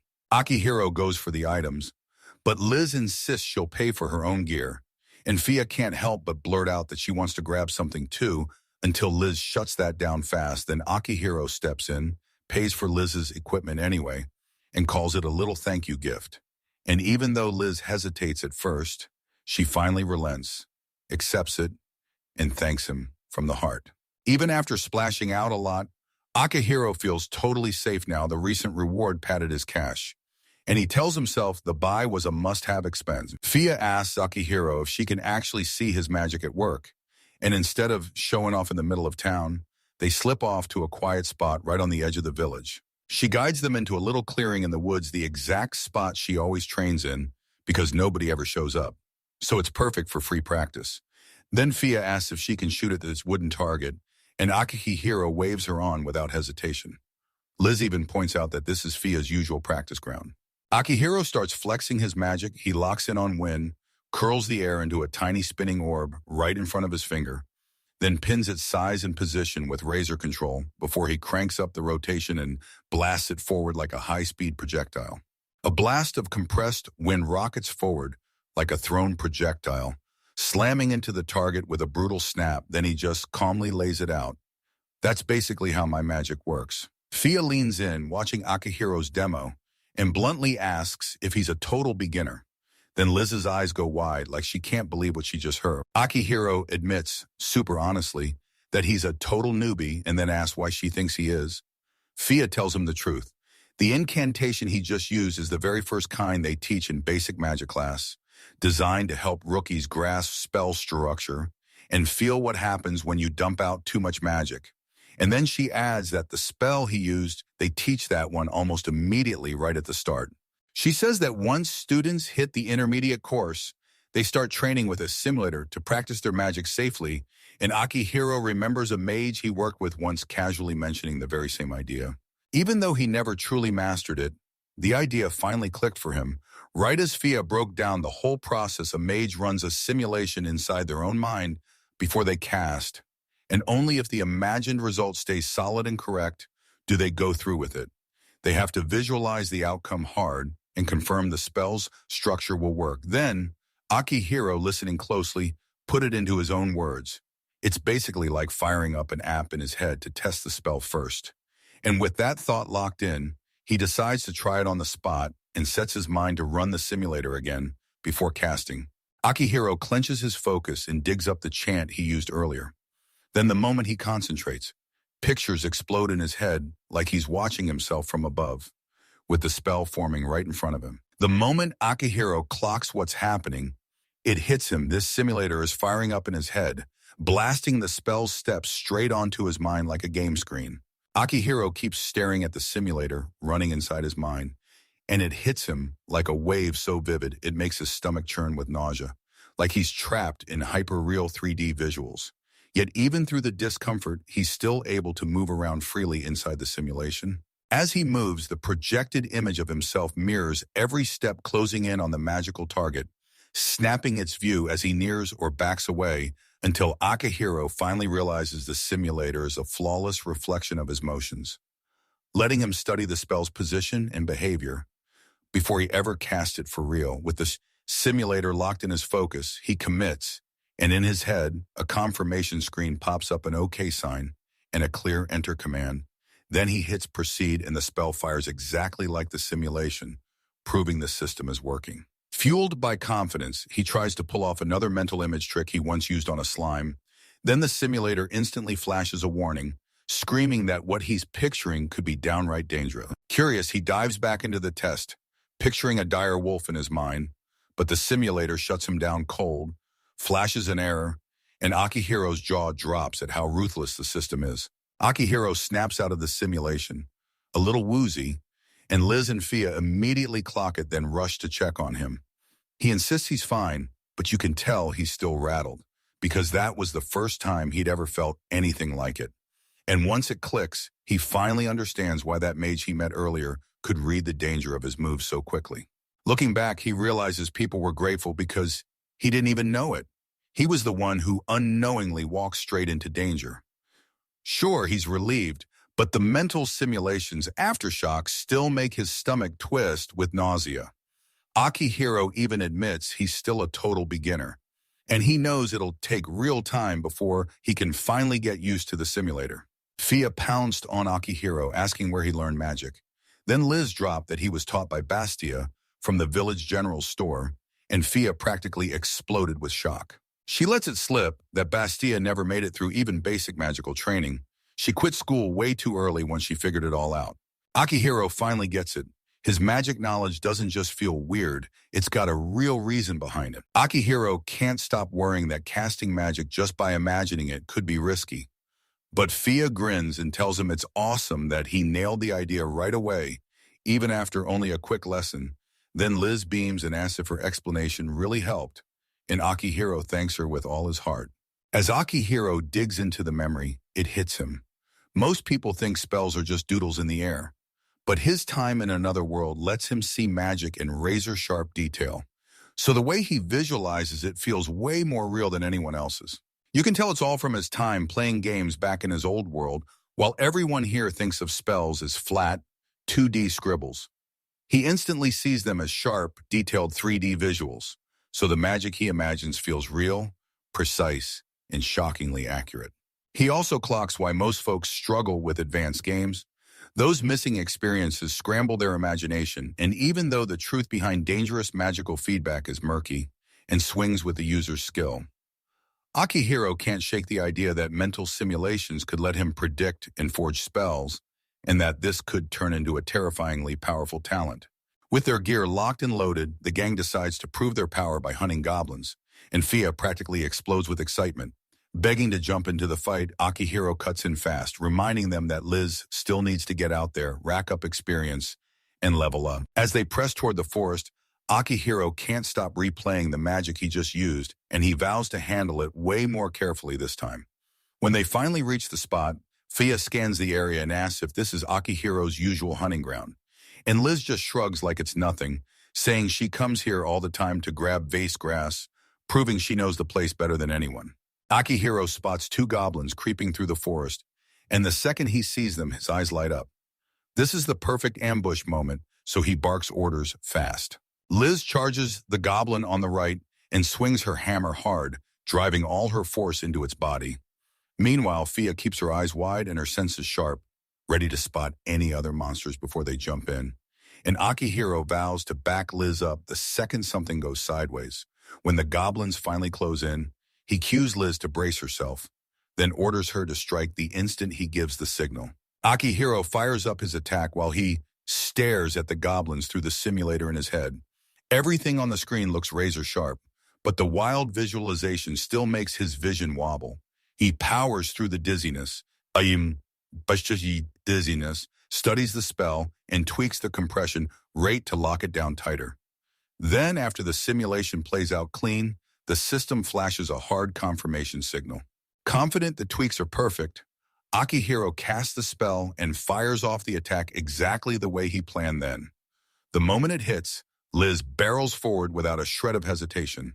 With the opening he carved out, she rockets into the air and hammers the goblin with everything she's got. One brutal swing, and the heavy blow detonates through its body, blasting it flying. Liz drops cleanly to the ground right after the strike, and bam, she finishes the ambush with one brutal, perfect hammer hit, smashing the goblin before it even has time to react. The monster crumples on the spot, its body giving out instantly on the hit. Akihiro stares in shock because that one clean strike ends the entire fight. As the goblin hits the ground, Akihiro's eyes lock in on Liz. She's insanely skilled in battle.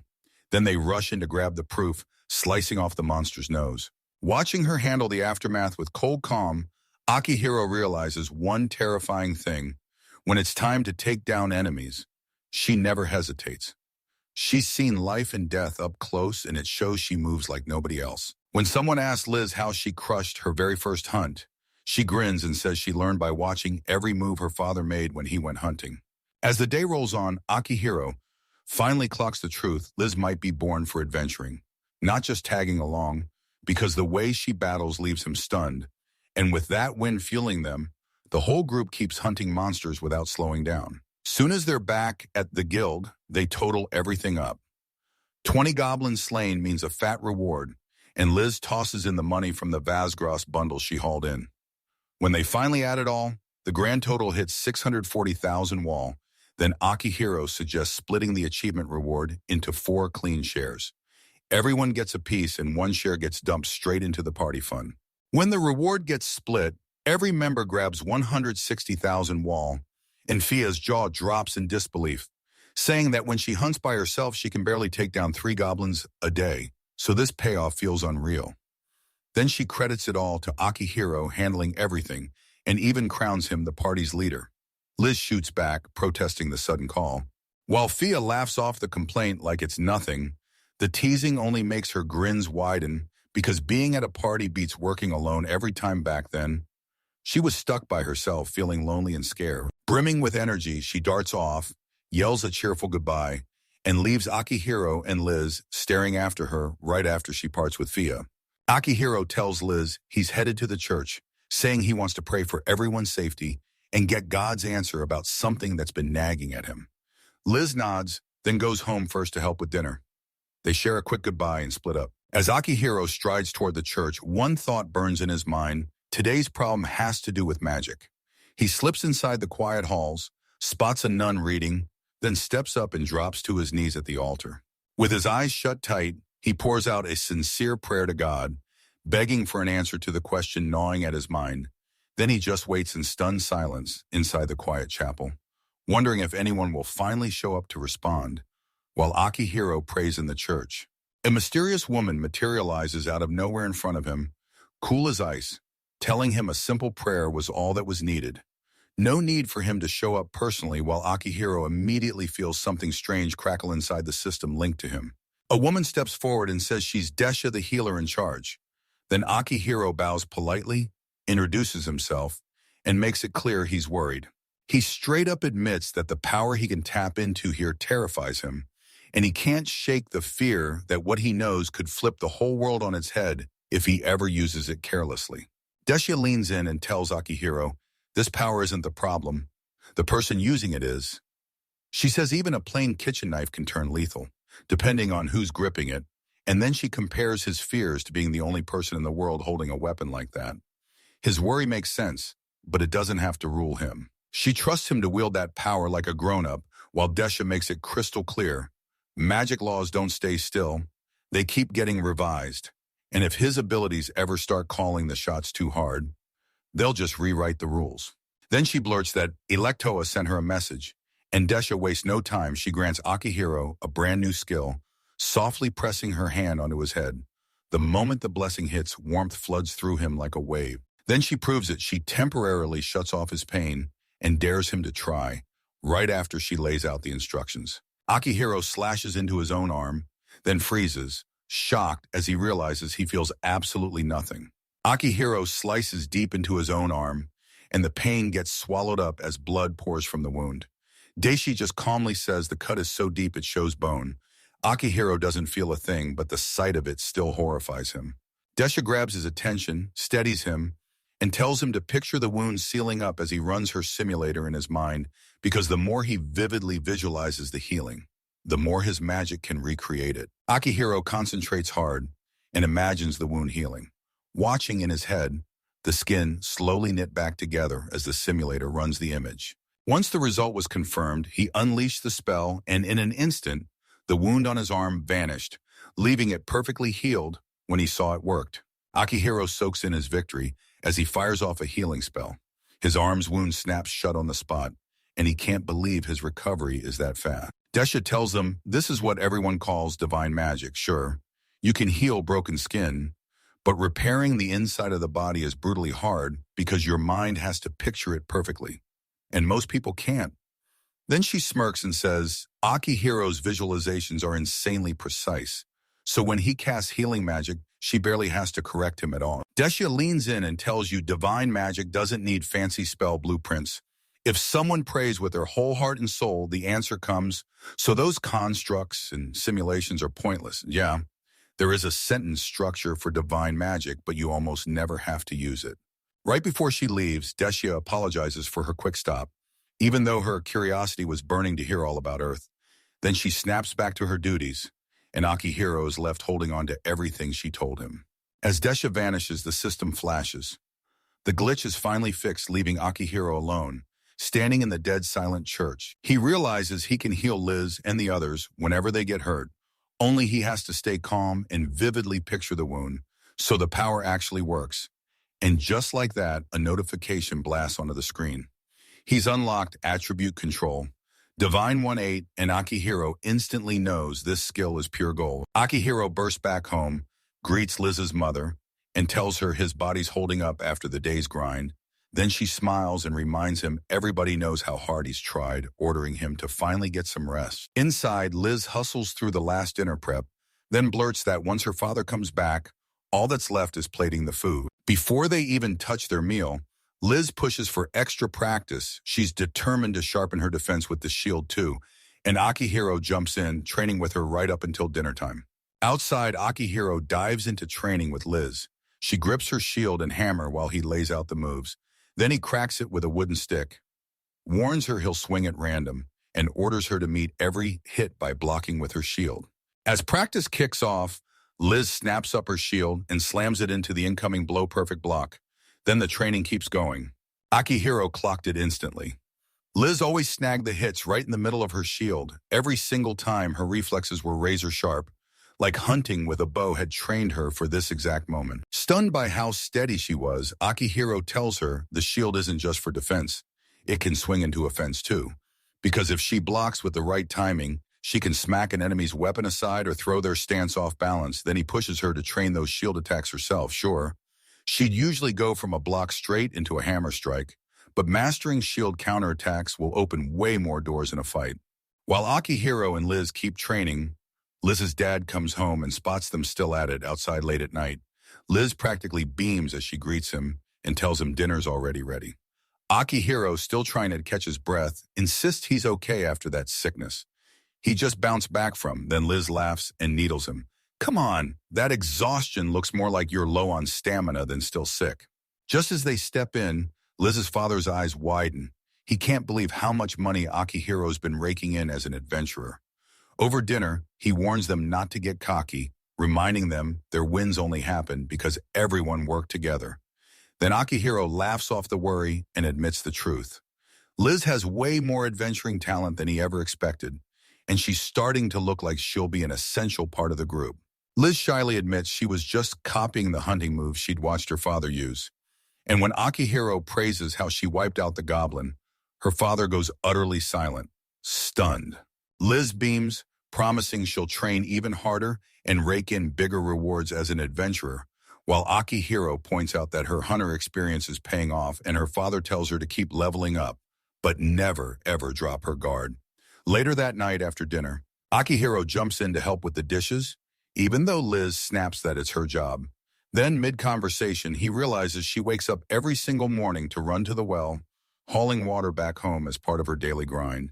Liz frets that Akihiro's burning himself out, but he shuts her worries down and promises that starting tomorrow, he'll team up and fetch water. She pushes him to rest and reminds him adventuring already drains you like crazy. Later that night, Akihiro sits there thinking, realizing this new life gives him even more freedom than his old job ever did.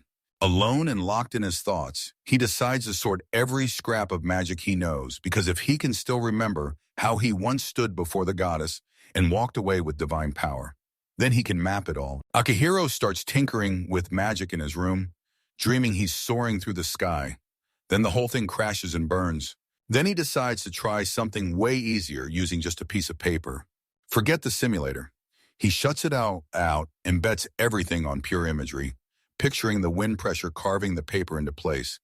Then he locks in on that vision, flings the spell into motion, and fires off the command. A scrap of paper suddenly lifts off the table, gliding through the air like it's alive. Akihiro freezes, staring in shock. Then it drifts back down and lands with a soft, slow fall.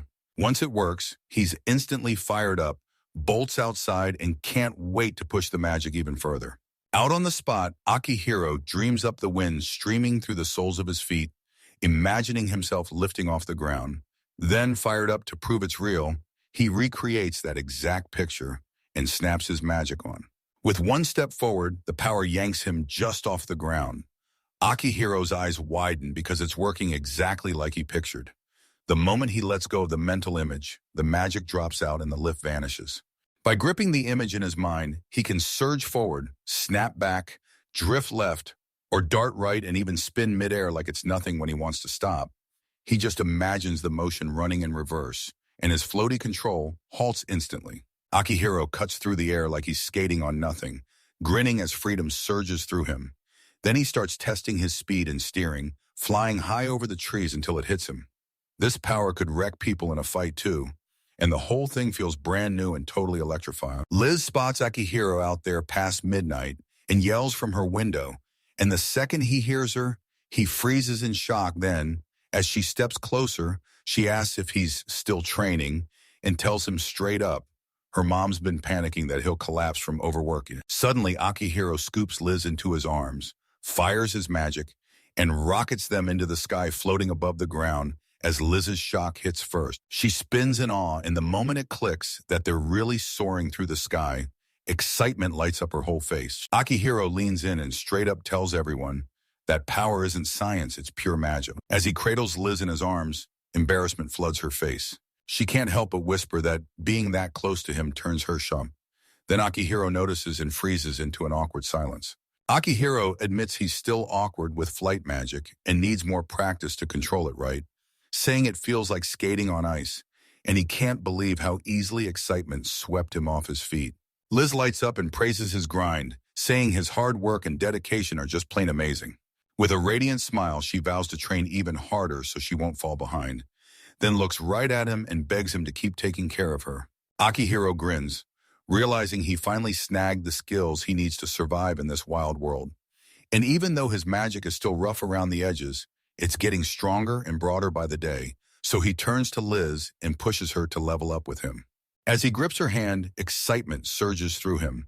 This new life hits like a spark, and in this strange world, he finally sees a path to chase what he truly wants, fueling him with pure energy and ironclad resolve. Liz can't stop grinning as she blurts out that Akihiro snatched her off the ground and flew cradling her like a secret.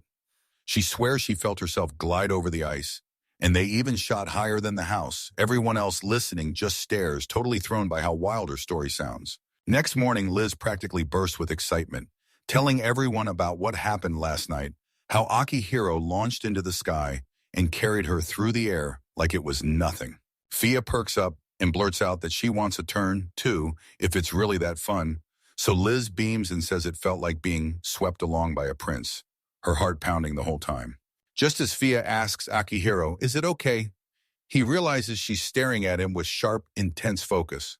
Akihiro realizes Fia is still a kid just 15, and when she demands to try flying too, he decides it's better to lift her on his back instead of the same carry. But Fia fights back, furious that the treatment is different. Akihiro pauses and thinks, back in Japan, girls her age are usually still in school, so what's the truth here? Are we really letting someone this young fight? Akihiro admits his stomach flipped with discomfort the moment he had to sit back and let two girls go toe-to-toe with monsters. Liz and Fia get completely blindsided, then they snap right back, insisting they're already adults, not kids, and proudly explaining that they're just out here earning money the fun way through their adventures. Hearing them out, Akihiro finally gets it, and he nods, even though it hits harder than he expected, because those two childhood friends have grown up way more than he thought. Akihiro hoists Fia on his back and rockets through the sky. Fia squeals that it's incredible, begging him to go faster, while he grumbles that her screaming in his ear is driving him nuts. From down below, Liz can't believe what she's seeing. Then a short ride later, Akihiro drops in and declares they're finished, but Fia wastes no time demanding more. The moment the ride stops, Fia's face drops. She instantly calls it boring and loses interest in seconds. And then Liz swoops in, saying she's had her fill and they're heading back to work. Before he heads out, Liz shyly leans in and asks Akihiro, "Next time, can you give me a ride on your back too?" Akihiro smirked and joked that it didn't matter if it was a ride on his back or even a hug.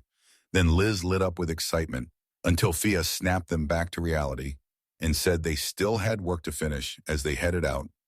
Liz suddenly surged with energy and insisted they should go all out and earn even more today, leaving the others side-eyeing her like, "Wait, where did this come from?" After the hunt, the crew checks their haul and realizes they basically made the exact same amount as yesterday. Fia hears fresh accessories just landed at the general store, so she decides to swing by while Akihiro plans to make his way to the blacksmith. Liz breaks away and tells both of them goodbye, eyes sparkling with curiosity at the new stuff, and a grin that screams she can't wait for tomorrow. Akihiro storms back to the blacksmith's shop, and the moment he steps in, the owner greets him. He demands to inspect a bunch of spears and orders another custom piece made for him on the spot. The blacksmith slides over several short spears, all tough, sturdy, and stubborn against bending. Akihiro grins and asks to test one, and the owner lets him go try it right there in the yard. Akihiro swings a spear around in the yard, and the second it hits his hands, he realizes it's way heavier than he ever imagined. It's the first time he's touched a real spear, and he immediately starts fumbling, struggling just to hold it right. Then he storms up to the blacksmith and demands the price, 70,000 sheath and sheath included, so Akihiro's stomach drops and he realizes this is still way too expensive. He tries to lift the spear and instantly learns it's far heavier than he ever imagined. Because it's his first time gripping a real spear, Akihiro fumbles and admits he totally misjudged how heavy it is. Then he fires off a question about the price. The blacksmith snaps back, $70,000 and the sheath is included, and Akihiro's jaw drops at the cost. Still, he decides to buy it on the spot, thanks the blacksmith, and when the talk turns to that other item, he asks for a scroll and whatever he'll need to write on him. The blacksmith hands him the scroll and pen, points to the table like it's treasure, and lets him use a room in the workshop to start forging his work. In the room, Akihiro starts replaying the village's everyday hustle in his mind. He remembers people still haul water from wells by hand, something Liz does every single morning, and the sheer grind of it hits him hard as he yanks out his phone, pulls up an image of a manual pump, and starts plotting how to rebuild it with whatever tools he has, then stares at the picture while Akihiro dissects the mechanism line by line, eyes locked on the diagram as he grabs his scroll and starts sketching. Because once he has a pump, drawing water is about to get way easier. As soon as he's done, he blurts an apology for keeping the blacksmith waiting and shoves the drawing into his hands. Then the blacksmith leans in, studying the sketch with sharp curiosity, trying to figure out how the whole mechanism works. The blacksmith stares at the design, snaps into understanding right away, and then eyes bright breaks down how the pump works, a clever valve and lever setup that raises water with mind-blowing simplicity, yet pure genius. He can't believe it should stay hidden, so he pushes the idea to the Viscount, because if word gets out, the king himself might end up hearing about it too. Akihiro asks straight up if something like a patent exists, and the blacksmith tells him it would lock in exclusive selling rights because the Viscount runs the region, and Akihiro's dad is a duke. The blacksmith bluntly tells Akihiro that making and selling the pump will take a real big operation. There's no way he can pull it off alone. Then he pitches a planned team-up with a trusted merchant, let Akihiro get a cut of the profits, and trust that his own connections with the master of the blacksmith's guild will keep things fair. Akihiro pauses to weigh it all over in his head, remembering how Liz's mother fights every single day just to haul water. The blacksmith even points out that a forge gulps water, so this invention could help tons of people every single day. Akihiro blurts out that his real goal is just to get the pump out fast so everyone can start using it, and the blacksmith instantly clocks the plan, saying the structure is simple enough to cast, then swears he'll have a prototype ready soon. Akihiro trusts him completely, hands the project over, and introduces himself. Then, Ness the blacksmith grips his hand, promises to deliver the prototype straight to Ast's house, where Akihiro's been staying. With excitement blazing, Ness says his invention will truly help his mother. Then he laughs and tells Akihiro, "From now on, I'm family, so treat me like it." As Akihiro steps out of the shop, he can't help thinking if this pump spreads, it could change everyday life for thousands, maybe millions, and he's honestly stunned that a working prototype is being made this fast. Right then, a wild thought hits him. What if this tech he's pushing is going to backfire? He hesitates, then bolts to the church early, deciding he'll ask the goddess straight to her face. Akihiro quizzes the goddess Electoa, asking if pumping this manual through the world will trigger any disasters, and Electoa reassures him, saying it won't. She told him that tech like this, at the same level, would probably show up in this world real soon anyway. And Akihiro let out a breath of relief, thanking her even though she was clearly swamped. Electoa casually drops that she's munching potato chips' spicy strawberry flavor, and Akihiro is left totally stunned because he can't even picture what that would taste like. After talking with Electoa, Akihiro shoots down her offer to taste the weird snack and keeps walking through the city, muttering that Japan's companies love cooking up the most bizarre food combos. Soon after, he barrels into Liz and Fia on his way back. Liz is all smiles and thrusts her brand new bracelet at him, asking if it's pretty, and when Akihiro praises it, she grins even wider and reveals she grabbed one for him too. Liz beams as she proudly shows off the matching festival bracelets she bought, gushing that they make everyone feel like a real tight-knit team. Fia's thrilled by the idea, and Akihiro leans in, thanking her, vowing he'll treasure it forever. Even with everything feeling laid back, Fia grins and jokes that he'll never get them as partners. Then the whole crew laughs and heads home together, knowing the next wave of trouble is already waiting.